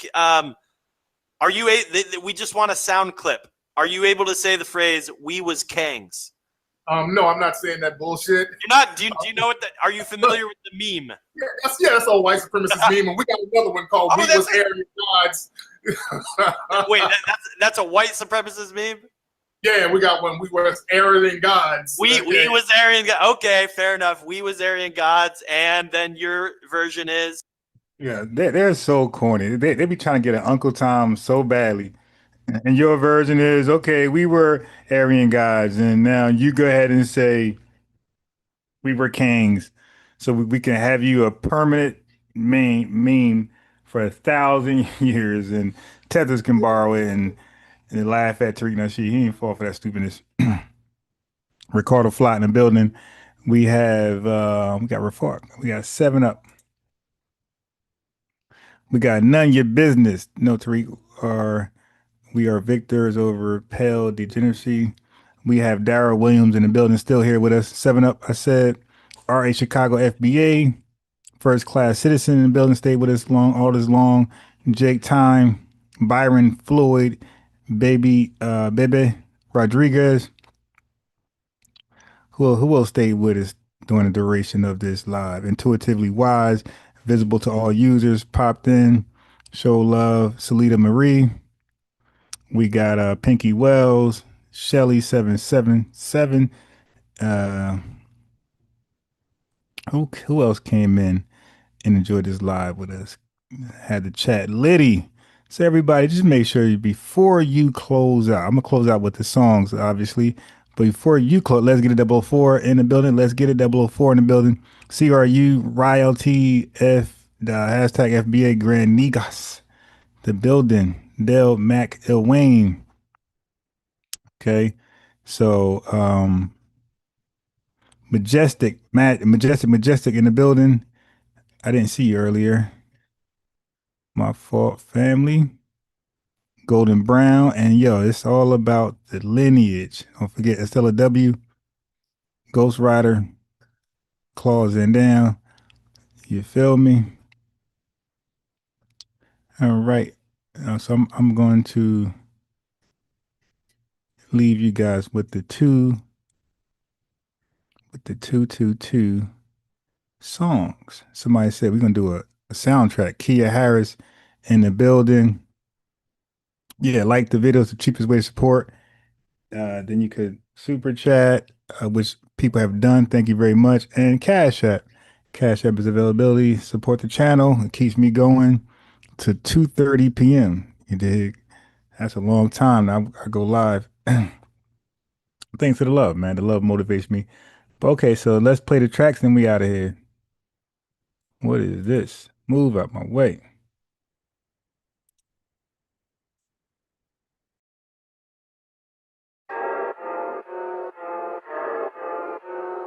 That show me subscribe. Make no mistake, we're the only black people in y'all that only eat rat, eat cat people. You ain't black, you ain't that. Matter of fact, your black is repo, I'm taking it back. Cause y'all making it whack, faking jacks y'all from the slave, raiding the tax. Bitch.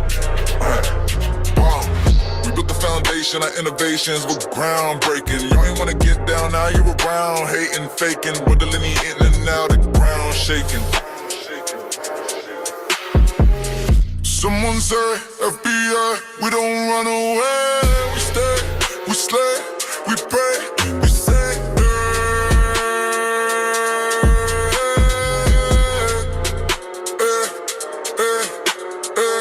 Someone say, FBI, we don't run away. We stay, we slay, we pray, we say,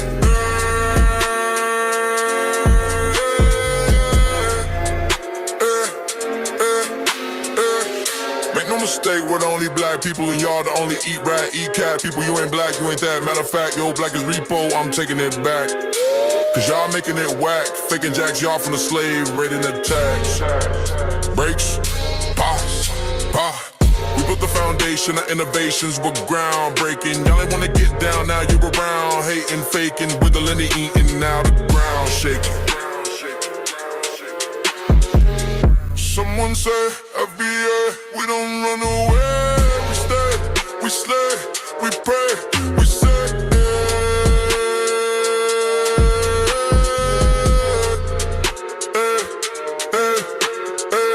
Someone say, FBA, we don't run away. We stay, we slay, we pray, we say,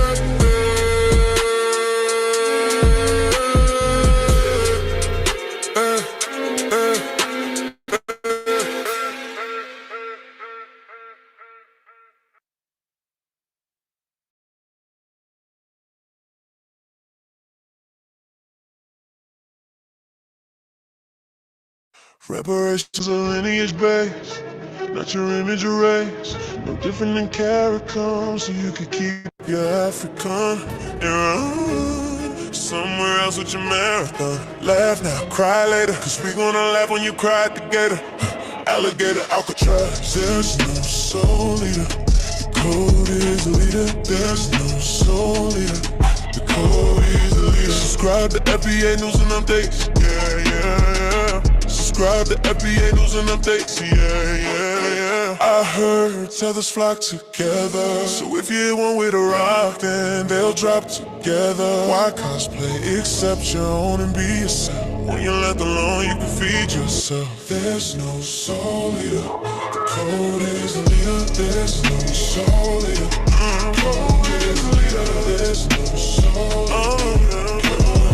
We gatekeeping the culture. These gates-seeking vultures. Drop the colors so someone gotta hold the line, and somebody gotta hold the signs. No coons, no tethers, no room for white supremacists. We fight, we got it. Mayweather, Mike Tyson. We fight, they take flight. They got Spirit, Delta, U.S. Airlines, messed up hairlines. Alligator, Alcatraz. There's no soul leader. Code is the leader. There's no soul leader. Say it with me, family. There's no soul leader. There's no soul leader.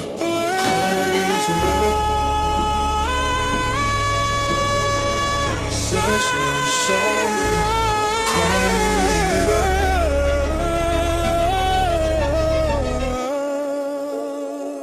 sure to like and subscribe.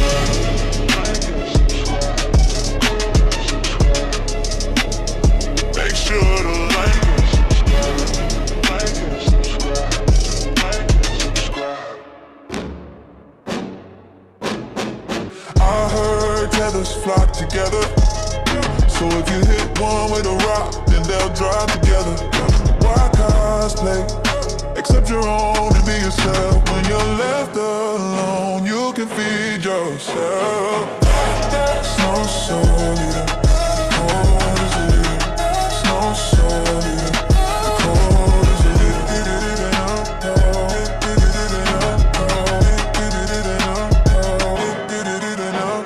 There's no soul leader. Cold as a leader. There's no soul leader. Cold as a leader. There's no soul leader. Cold as a leader. There's no soul leader. Say it with me, family.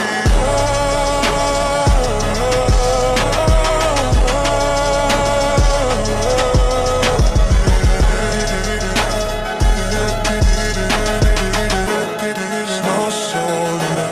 The cold is a leader. Make sure to like and subscribe.